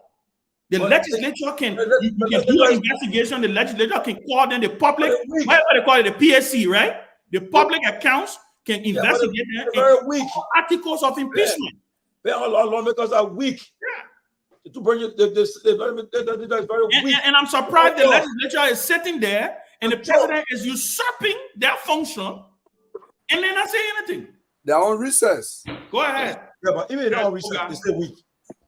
What they confirm, everybody like to confirm. Whether you got you got your background or back, they confirm you. No, I don't think they can take major decisions. The confirmation was a World Trade Center. It was a confirmation. It was between Darius DeLong. Already coming back on Monday. Already coming back on Monday. Yeah. So no, I think we need to wrap up. I think we need. Yeah, let's kind of wrap. Let's wrap it up, guys. The guys back home gotta go. I got 30 seconds to wrap up. 30 seconds. So in my 30 seconds, I'll let Grace go first, and I'll go after Grace. Yeah. Vice President. Oh, he finished. Let's talk on my presentation. So guys related to DeLon, he can wait last. Go ahead, Grace. But some people already related. What? So anyway, but what I would say is that Vice President Kuhn, we have respect for your office. We have respect for the Vice President office of Liberia. We know that although the guy is saying that you swear that steak in front of you, no steak in front of you, got get from you, got weft. So we know you got steak in front of you. We also know Markin got no steak in front of him. So we know it's just kind of, when you're mad, you talk those things. We are appealing to you, Mr. Vice President. Pay this man $6,250 and let's move on from this because we don't want your office to be tainted. You are doing some good work in Liberia. We're watching you, we're following you. So we just wanted to remain that way. And so I'm personally telling you to do that. And I also want to say to Joseph Boakai, President Boakai, you need to proceed well. You can still do something different. This is just a few months into your government. It hasn't been a year yet. Although the blunders are too many, but too many things are being done that's not right for the country. You came to this place saying you will rescue the Liberian people. You're going to change things and you're going to do things the right way. And that's the reason why the people trusted you. Because you said, your people said, and yourself said that CDC they were not going in the right direction. So we expect you to do that. Lead your people well, sir. Lead your people well. Let me do my 30 seconds. 30 seconds, I just want to, listen, Grace, I think we align on this, on it very, very, very firmly. The issue with the president, the vice president, I think, yes, if there's an admittance, if there's an admittance that there is some, what are you showing, Lofa? That's not what you're showing on the picture. If there's an admittance that you there's some debt here, take care of it. Man is your brother. Y'all had a gentleman's agreement or brother agreement. Y'all go ahead and take care of it. On the issue of the government of Liberia, I think look, and when you speak with even high level folks in the Liberian government, they admit to you privately that they're messing up. I've spoken to tons of Liberian officials, high officials of the Liberian government. This central bank thing, they tell you clearly it's wrong. They're blaming the president legal advisors. They're blaming his legal advisors, but nobody have the capacity to be able to say, to do, right? Like I said the other day, as much as I vehemently, I was one of the few people who attacked the George Weah government for the removal of Kabina Janneh, right? But guess what? They did it legally. Whether you agree with it or not, they went through an impeachment proceeding that the lawmakers who moved Kabina Janneh, that the lawmakers removed Kabina Janneh. They voted to remove him. They went through an impeachment proceeding in the House of Representatives. They convicted him they indicted him in the House of Representatives. They went to the Senate, had a trial. The Chief Justice, former Chief Justice Francis Kokpo, presided over that trial. And they convicted him and he was removed from the Supreme Court, right? So my thing is, there are laws on the books. There's nothing wrong. I don't understand why we can't follow laws. If you don't like the law, change it. Plain and simple. So for me, I just think we are treading on a dangerous path, because let me tell you what's going to happen. Power, when people come into power, they say all the things they want to say, but they come into power, they take advantage of the loopholes within the power, and then they say, you know what, we're going to go ahead and do it. That central bank is no longer independent.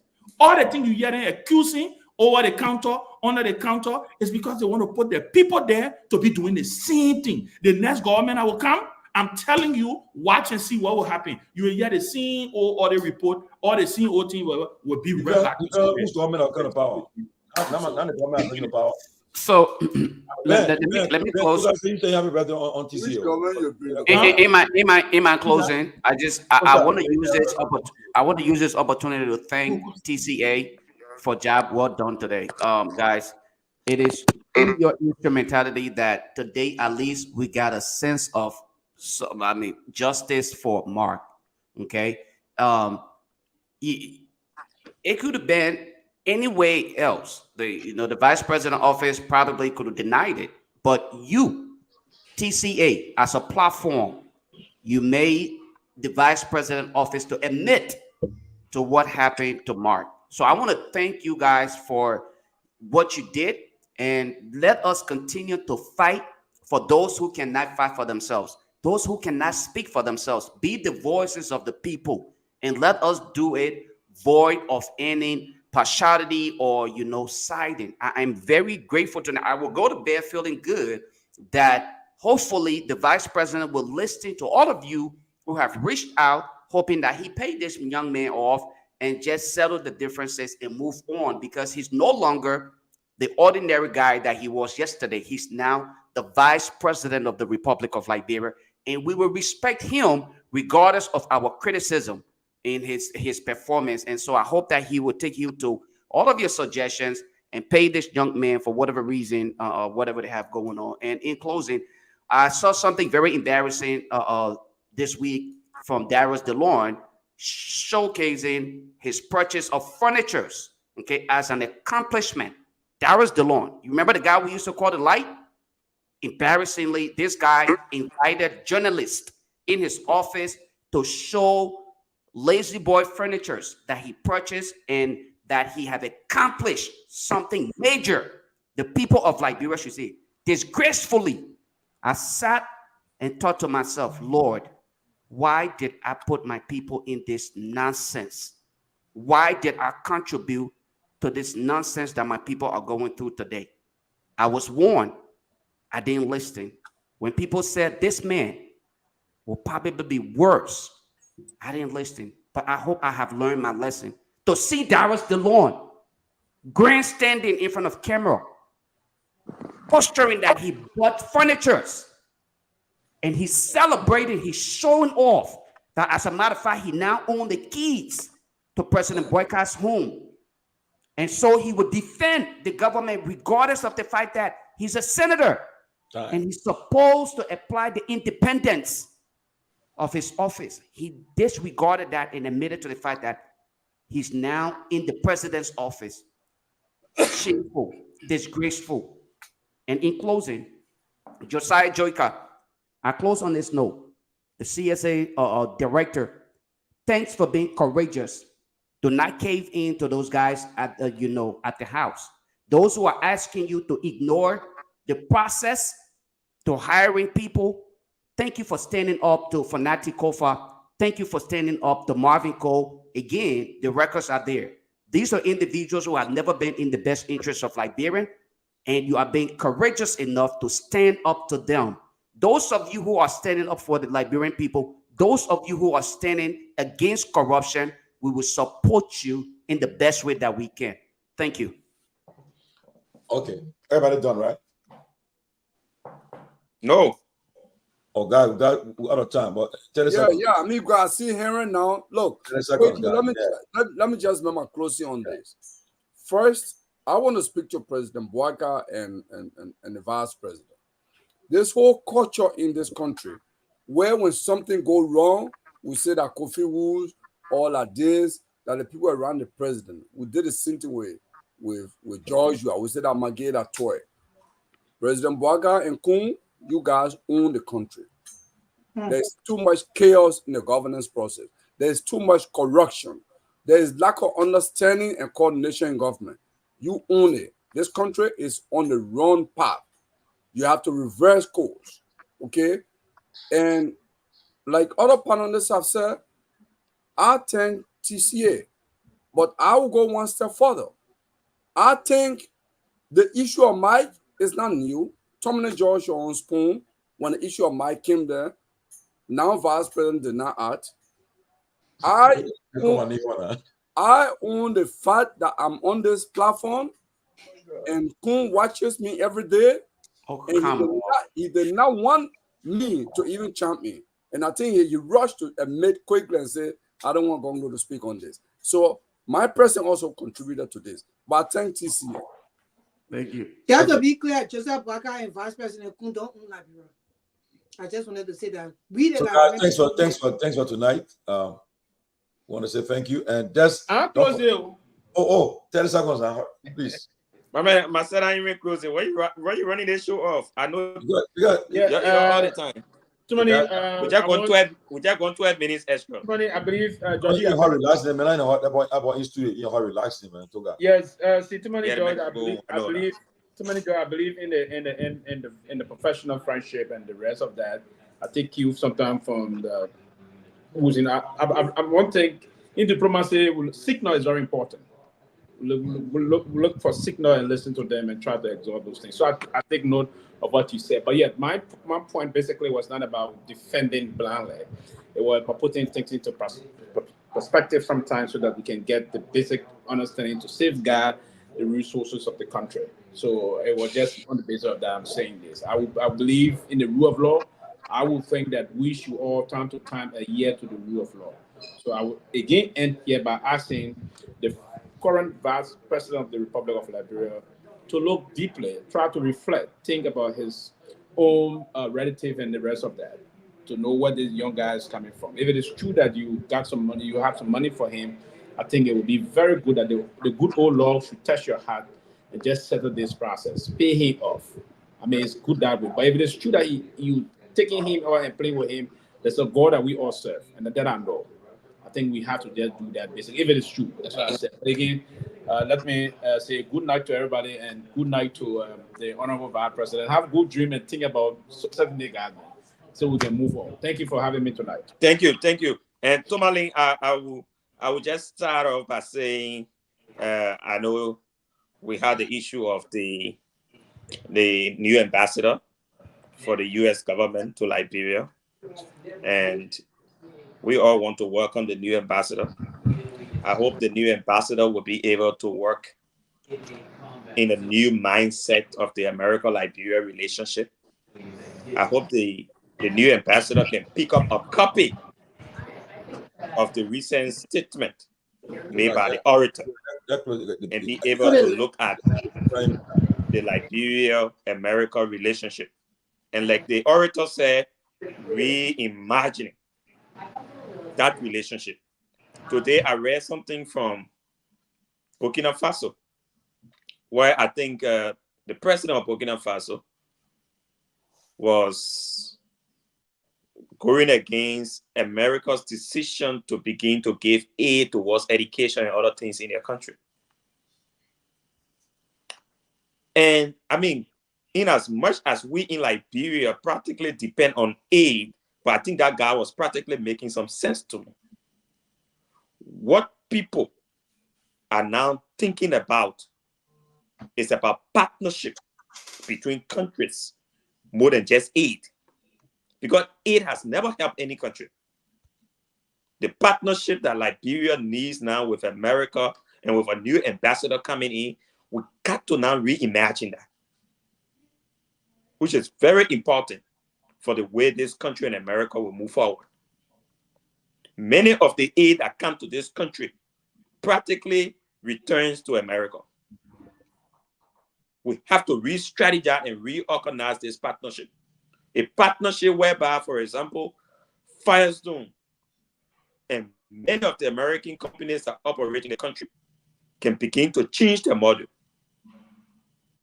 can begin to have Liberians in power. The strategy where Japan will send money here to build Japan Highway. The strategy where China will send money here to build a highway between Basso and Monrovia. These are the kind of partnership. But if we begin to only send money here through NGOs and other people and send the same people as expatriates behind that money, then we have a problem. Okay. Then we have a problem. So I hope the new ambassador can retweak and look at this speech and see whether there are some stuff that can be taken out of it. And just before I close up, I will personally go to Buchanan to engage certain issues with the same Darius DeLong story. Okay. The new bill that they're proffering, that look, all posts across the country should be independent. I think that's a very bad bill. They want to repeal the Act of the National Port Authority. Okay, and I think that's a very bad action to think that you can make the post of Basso, of Maryland, of other places independent of the National Port Authority. Now, we understand DeLong's strategy of entering into Basso, misleading our people. For Friday. Yeah, misleading our people and telling them that it will create jobs. No, it's not going to create jobs. If you want to create jobs, we got metals still sitting down in Basso that have been here for the last almost 12 to 15 years. And they're not created more than 3,000 jobos. How will an independent port of Basso be they want to create more jobs for our people? Because you won't contest there. We will go back to explain this devilish act to our people. Guys, want to say thank you for all right. Thank you.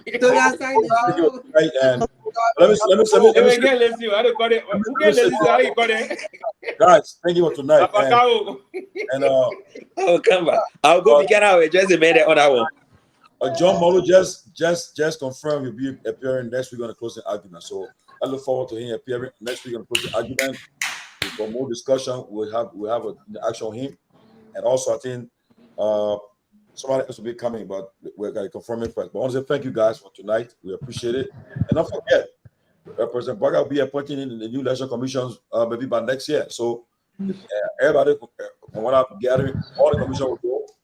So for the next election, it will be all UP hands. So that's, you get ready for that too. Wow. So, I'm hearing Josiah Chokani. People will get ready for him too. So guys, thank you. And also guys, TCA, I think the vice president, I think here all your appeal to him. And I hope you take into consideration and perhaps let him pay my money with interest.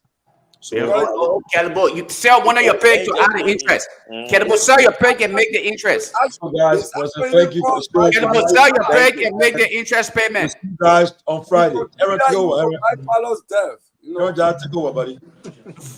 Good night. That's all I got. He said,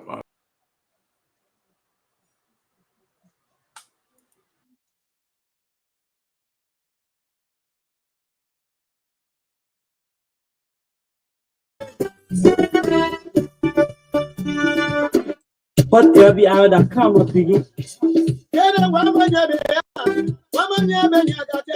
One more freedom.